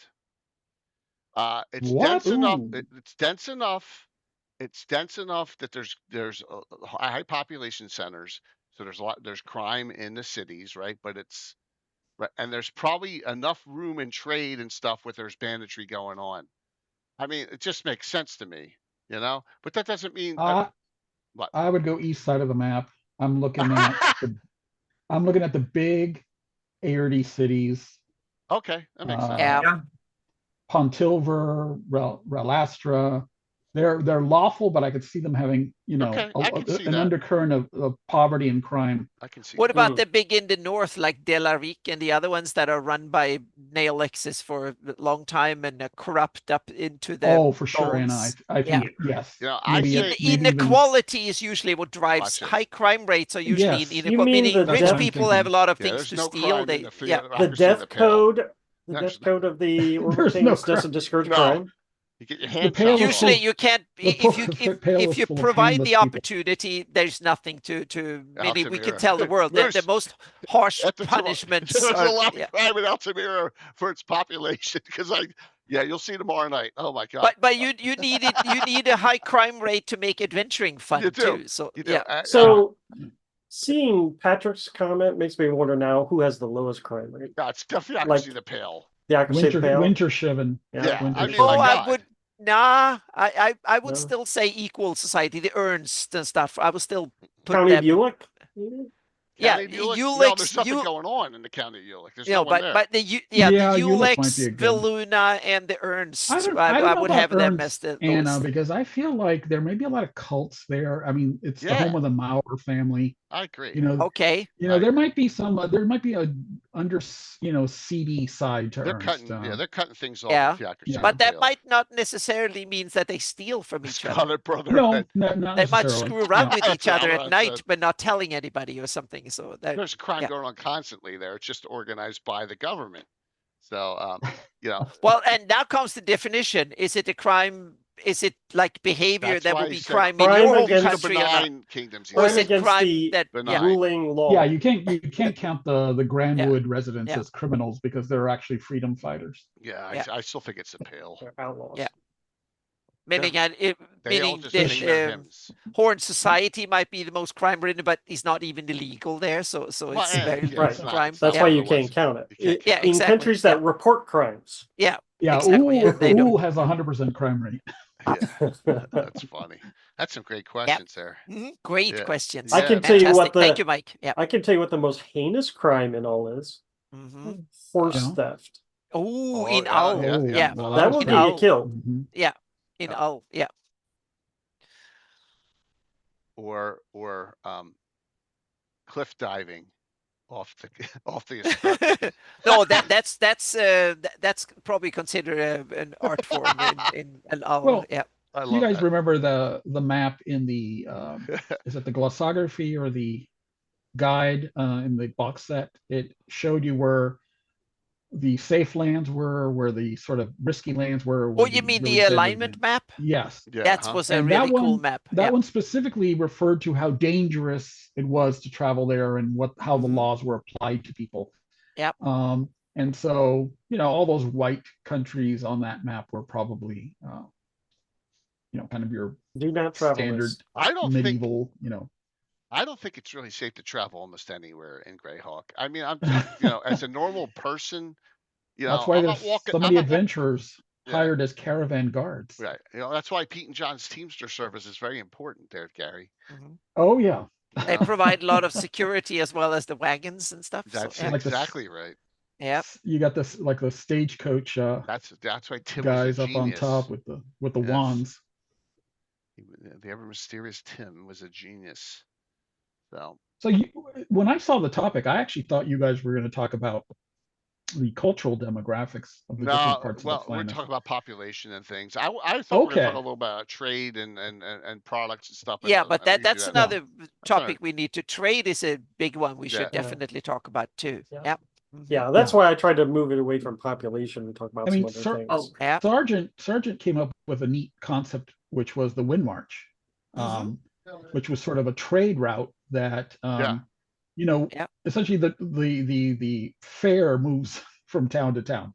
On a which schedule, I think is a really cool topic. Yep. Or cool way to do it. Sam, correct me if I'm wrong, but that was a real medieval thing, right? The fairs that moved. Oh yes, there were several fair routes, I guess. Established routes that fairs would go to different fair towns in kingdoms and sometimes across kingdom lines, but usually within a kingdom. And then the other idea I'd give DMs is I think most people underestimate how impactful the festival weeks would be during your campaign. Yeah. When the festival is on, almost anywhere you are, especially anywhere that had Iridians or the Iridian culture, those festivals are going to maybe double the local population. Greyhawk City. Have a lot of strangers there, a lot adventure hooks.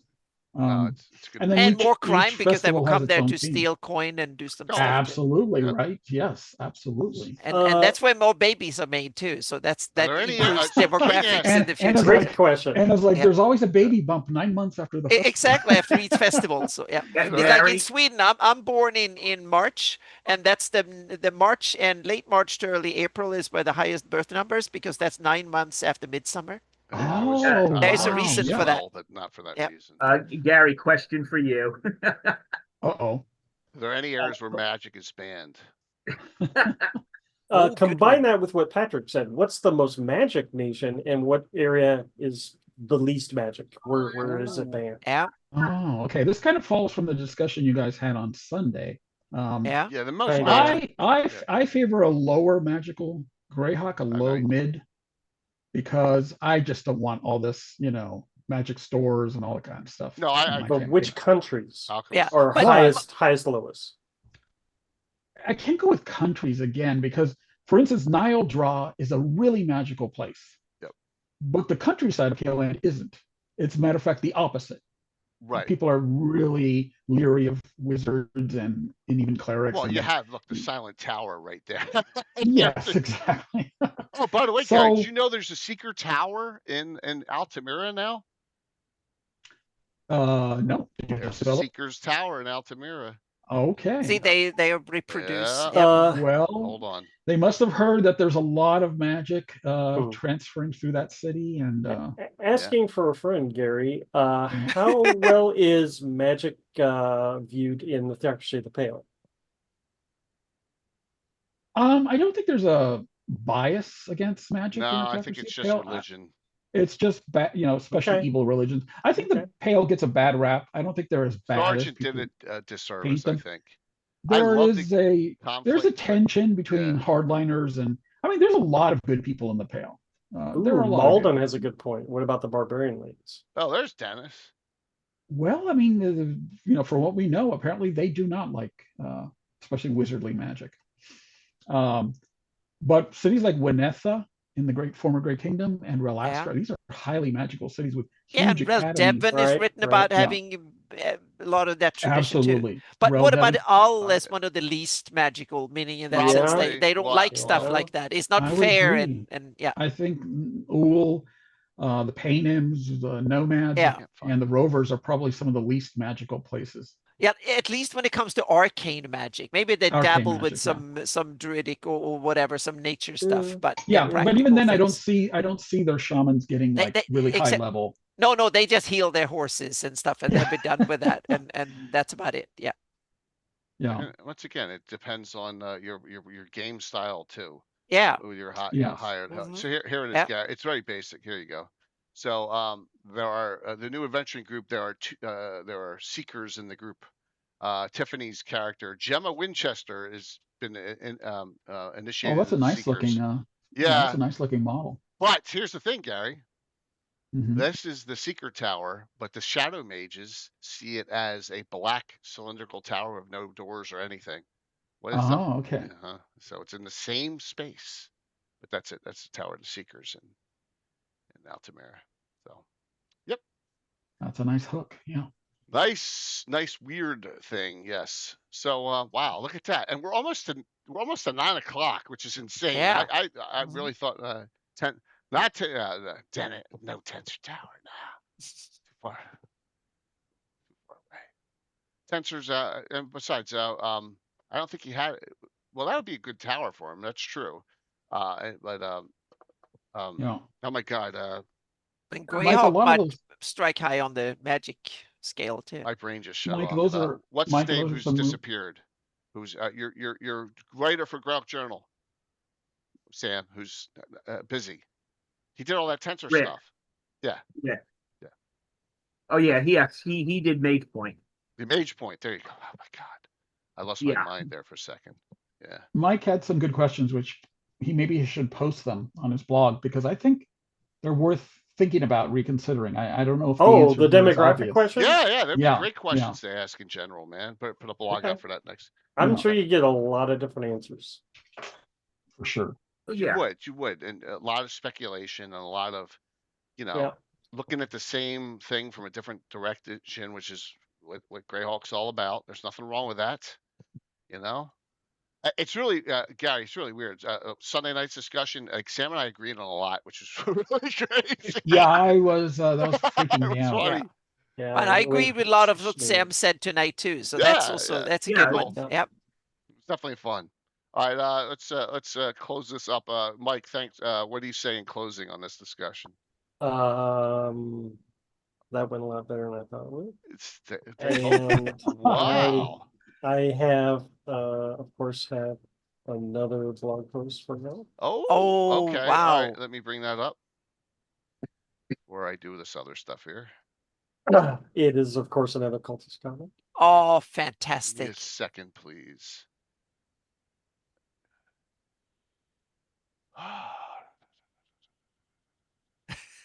It's not about demographics, but it's okay. You can't do it. You can't do it exactly every time, man. No, I got lucky last time.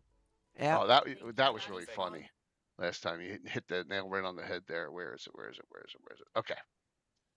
Sam, did you refer them to your article about demographics with the two? Yes, I led off with that. Yep. Okay. Here we go. Cultist. This place is run down. Smells like a trog. The Golden Grain Inn. Perhaps, Smith, or the Temple Marika. I don't trust the other place. Enter the Slumbering Serpent. Nice try, cultist hacks. I'm partial to Kiwish Brandy or Valunian Fire Amber. This Orleans special, however, has a rich, fruity flavor with hints of spicy notes and a smooth finish. This is the place, by the way, that the 3 trogs are in, right? And it's empty. Yeah, and yeah. What do you know about wine? You uncultured boar whack thing. They got them. Yep. Oh no, the cultists got them. The cultists got the cultists. The cultists got the cultists. Yep. Oh no. Yep. I have a feeling though that somehow they'll work their way out of it because it's not a matter of will they? It's how. Yeah, it's how. Mike, I can imagine a bit like the James Bond writers. Like, how the heck do we get him out of this mess? Laser beams, this predicament. Oh my gosh, that was awesome, dude! Great job. Tune in next week. Tune in next week. Oh, it's awesome. Any new news on your campaign? Yeah, they're still in divers. They're currently trying to foil the plot of a devil worshipping group of devil worshippers who are trying to do something no good in the harbor, and they escaped a collapsing lighthouse, and now they're on their way to take over the enemy ship. So good times. It's a published adventure that I adapted to 5e. Nice. They're always the good ones. Adapting good old adventures. Yep. Yeah. I'm just working my way up to bringing up stuff here. So, Sam, on thoughts on the close here. Demographics is fun. When you start looking at it, it will make your eyes glaze over 5 to 10 times in a row because of all the stuff to consider. But once you get past that, you can have so much fun with it. It really sets up so much inspiration for writing background, for writing stuff for an adventure. It's a fun topic, and that's why I like it. Yeah, the other one saying that if you want to be a Greyhawk nerd, this is one of the biggest rabbit holes you can jump into and stay there, so to speak. And it's like expanding in every direction. The more you dig into this, the more interesting it can become in every way possible. So if you want to nerd out on things that might be useful for your games at best, Greyhawk demographics is a topic that you can really dig deep into. And it can get you into all these flame wars with lots of folks everywhere. So yeah, it's not. It's just that but you should take it lighthearted and not be too and also realize there is a game behind this that is way more important than this. But it's like Sam said, it can be a lot of fun. You can get a lot, and you can learn a lot about the real world by starting to think about how your fantasy world works, so to speak, and vice versa. So it can actually help you in understanding reality too, which is really cool. That's actually why I did it. Yeah. So when you sorry. I wanted to understand the Flanaess better, so I studied all the real world stuff. Yep. And then you can start thinking about how do fantastical things like undeath and dragons and stuff like that, how would that affect the world and your world building, so to speak? And I hope we got a little bit of these inspirational stuff out, so help you out a bit and open up this rabbit hole for you. Yeah. Well, it's definitely a DM's topic. I mean, it's very nerdy. DMs love it. I don't know if players are that into it, unless it results in something that's really cool that gives them an adventure hook. But gosh, as Greyhawk DMs, we just love it. Get into it so much. I appreciate everyone's participation in this.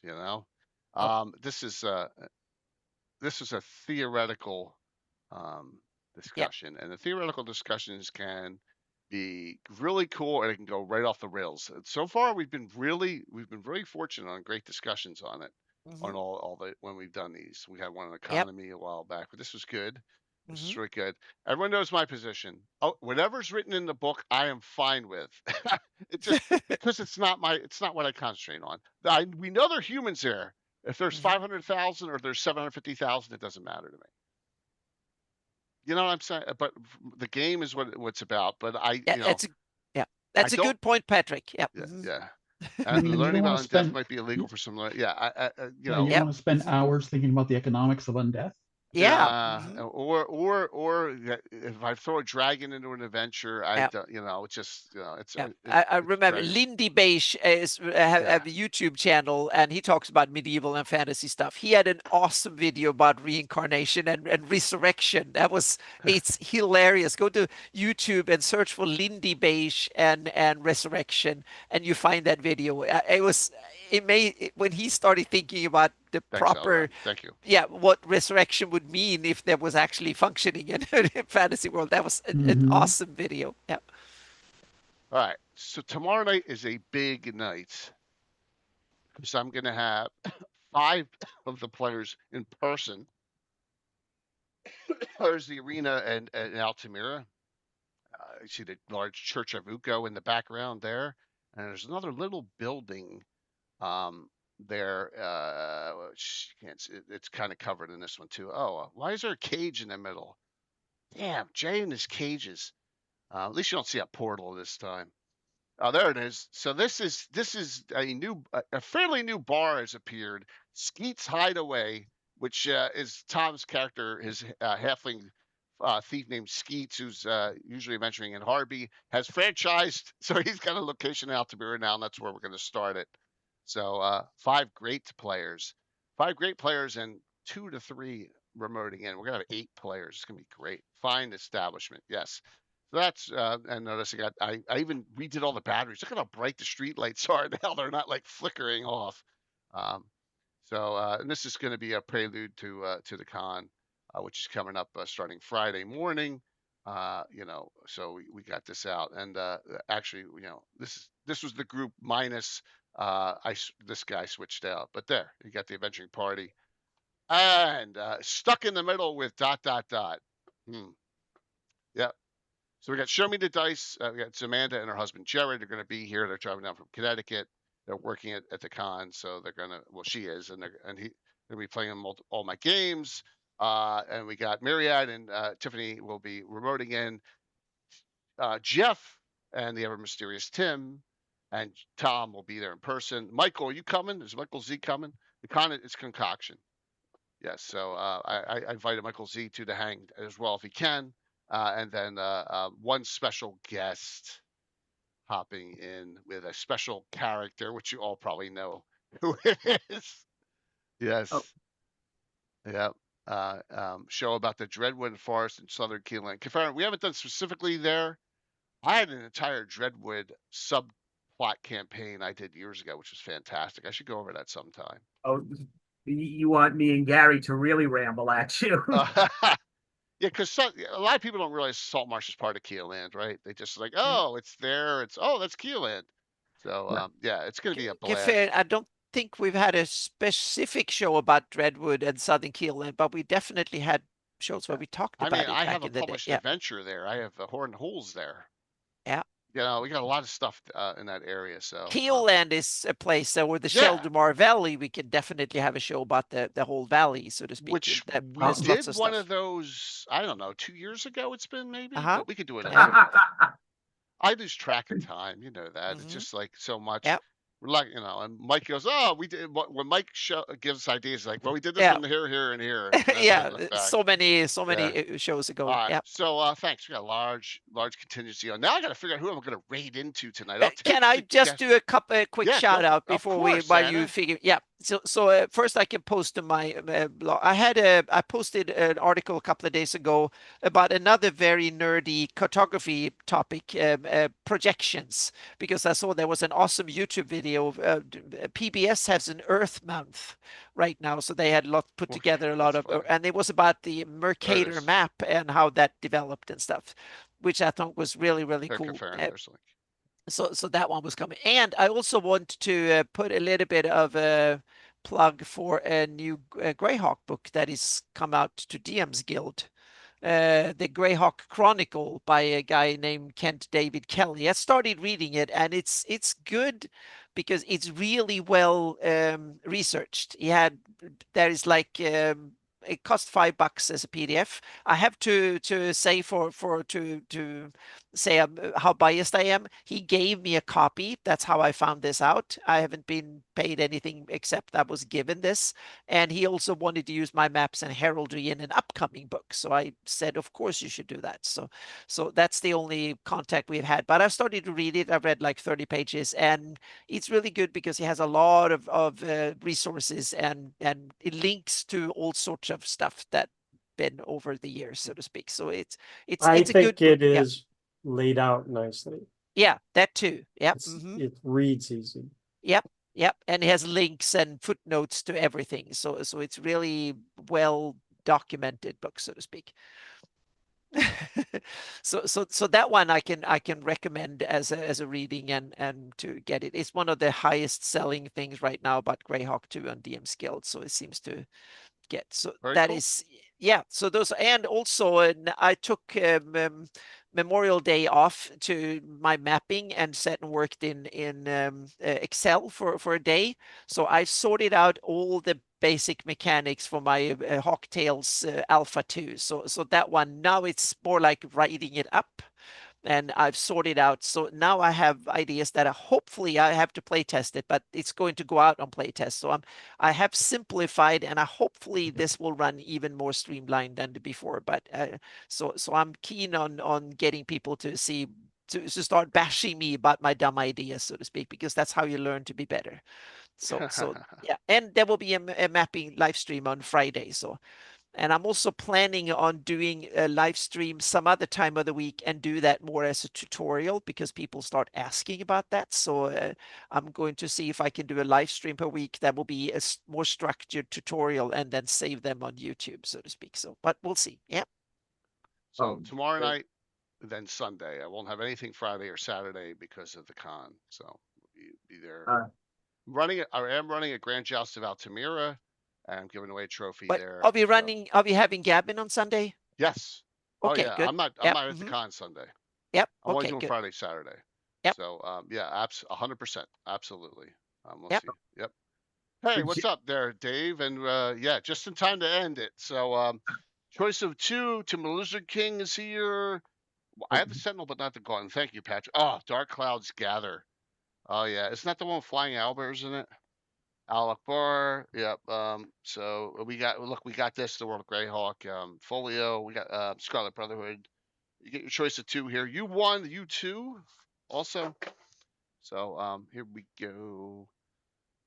And then Jay, yep. I have one minor game story for you for my group Monday night. I think you can appreciate this. So they're up against an end boss with just masses of hit points. And nobody's really opt to do heavy damage. And of course, it also has damage reduction, immunity. And this is 3E. So first, the cleric decides, I'll throw, it's got too much spell resistance. I'll throw anti-magic field on it. Uh-oh. And it had completely escaped me to that point that damage reduction is a supernatural ability. So he makes all party magic weapons useless, but he also takes away 10 damage reduction on the bad guy. Okay. And then I'm saying, okay, you still got to get through 200 hit points. Okay. And the fighter goes up and rolls 3 crits in one round. And then one of the crits is get a free attack. He rolls a 4th crit. Oh my God. Wow. I'll never. Yeah. Wow. I'm just thinking, from some of your games, that's a J story. Yeah, 4 crits. I've never seen. I've seen 2. In a round. I don't think I've ever seen more than. I've done 3 during Living Greyhawk. I had a character that could do 7 attacks. No, those 6 attacks, and she that character rolled. I rolled 3 crits in a round. That's the biggest, most I've ever done, so to speak. And the craziest I ever did. But it was created on 19 or 20, so that's why it happened. So, the craziest I ever did in LG. When I was DMing, I rolled a 1 for the creature. And the guy's like, I survived. It's like, yes. Okay, next round it does its full attack. 4 attacks. 4 1s. That I've never seen. So 4 and just threw down 4 d20s, 4 1s. You see, for me, once you fumble, you're done the rest of your attacks that round, so that can't happen. But Tim's dad, his dwarf character Fergus, 2 attacks per round, dwarf fighter, fumble first round, next round, first roll, fumble, next round, third round, fumble. I've seen fumble is a good rule to end. That ends your actions that round. That's a great rule. 3 straight fumbles and 3 straight rounds is the record for us. And that was before special hero points. We weren't streaming then, so you weren't getting any. You weren't getting any undos. So all right, here we go with and I still know who I'm raiding into. Oh. Why? I love your dad. I wish he was capable of playing still. I miss him. But he did fumble 3 straight rounds in a row. Look, your dad did the ultimate coolest thing ever that I took, and he made a tobacco bag out of someone's ball sack. Okay, I mean I can't top that. I just can't. I can't top that in creativity. So poor Fergus. Bill was there. He remembers 3 straight rounds. Yeah. I can't top that. I mean, even you can't top that, Tim. I mean, with your craziness. We're gonna. I'm gonna roll a random die straight down. Here, I'm gonna roll. I'm gonna roll. Wait a minute. All right. So I got. Anyone know anything about Dungeon Fever? So yeah. Dungeon Fever. Oh, is that a Twitch? Let me take a look.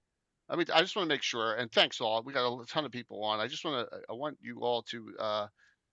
Oh, I forgot the biggest thing last night. There's a special giveaway tomorrow night. My apologies. How could I not tell this? Tomorrow night, it looks cool. They're Folking Dragons episode. We're running another. Looks cool. That's what we're gonna do. We're gonna raid into them. It looks good. Looks cool. Whatever they're doing. Something for So we're not only giving away a Black Ghost Dice giveaway tomorrow night. I am giving away a Tower of Gygax Black Ghost Dice set that you can't get. Okay? So there you go. Yes! I'm giving away tomorrow night a Tower of Gygax dice set. You cannot get them now. They're very special. Only a certain number were made, I think. Only a certain number were made. So I saw the box with all of them in. Yeah, I know. It was like, I'm gonna steal that. Yeah. So there were a couple of hundred in there or something. Yeah. We will be giving away the first ones that we did that we have. I'm getting my hands on a fair number so that we'll be doing more special ones. Like my 24-hour stream, we'll probably do multiples. Remember, that is July 11th. 24-hour stream, and that cast is already set, and that'll be Fortress Elendar. All right, here we go. I'll be in yes. No, you can bring the tongue tool, Tim. No real weapons in the house. So Tim will be there tomorrow. All the question is Michael coming? We got a great cast tomorrow. It's gonna be a blast. We'll have fun. It's gonna be a fun game. All right, here we go. Doing a giveaway for tonight. Classic D&D reprints tonight, everyone. Tomorrow night will be special. Here we go. Thank you all for coming on. Closing this out. Keep the momentum going with all the channels. Please support everyone in the stream team. I really appreciate it. Moose! Going to Northern Michigan. The Moose may tell me to send it to someone else like he always does. But Moose, it's on you. You tell me. All right? Moose sometimes will say, send it to someone else, but let me know. Please send. All right, Tiffany, you got it. I'm going to send you. I got what I'm sending you. All right, awesome. I got it. I'm going to make it a surprise. Oh, very nice of you. Okay, we're going to raid into Dungeon Fever. Why not? Right? Gary, Sam, Mike, Anna. See you all soon. See you tomorrow night, Thanks, roughly Jay. around 7 Bye, o'clock to everyone. start. We may be on a little bit earlier. I'm having food catered for everyone, so it'll be a good time while we're going. See ya. Well, thank you, Mindy. Thanks, Mandy. You guys aren't on tonight, I see. Right? All right, let me raid in. Let's see if we go in with a fat over 100 raid. That would be awesome. Thank you for all the continued support. All right, now I just gotta find them.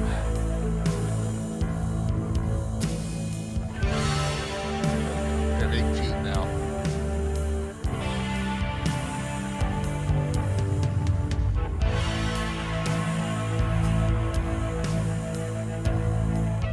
All right, look at this, 109, 5, Oh, wow. 3, 2, 1. We'll see you all tomorrow night.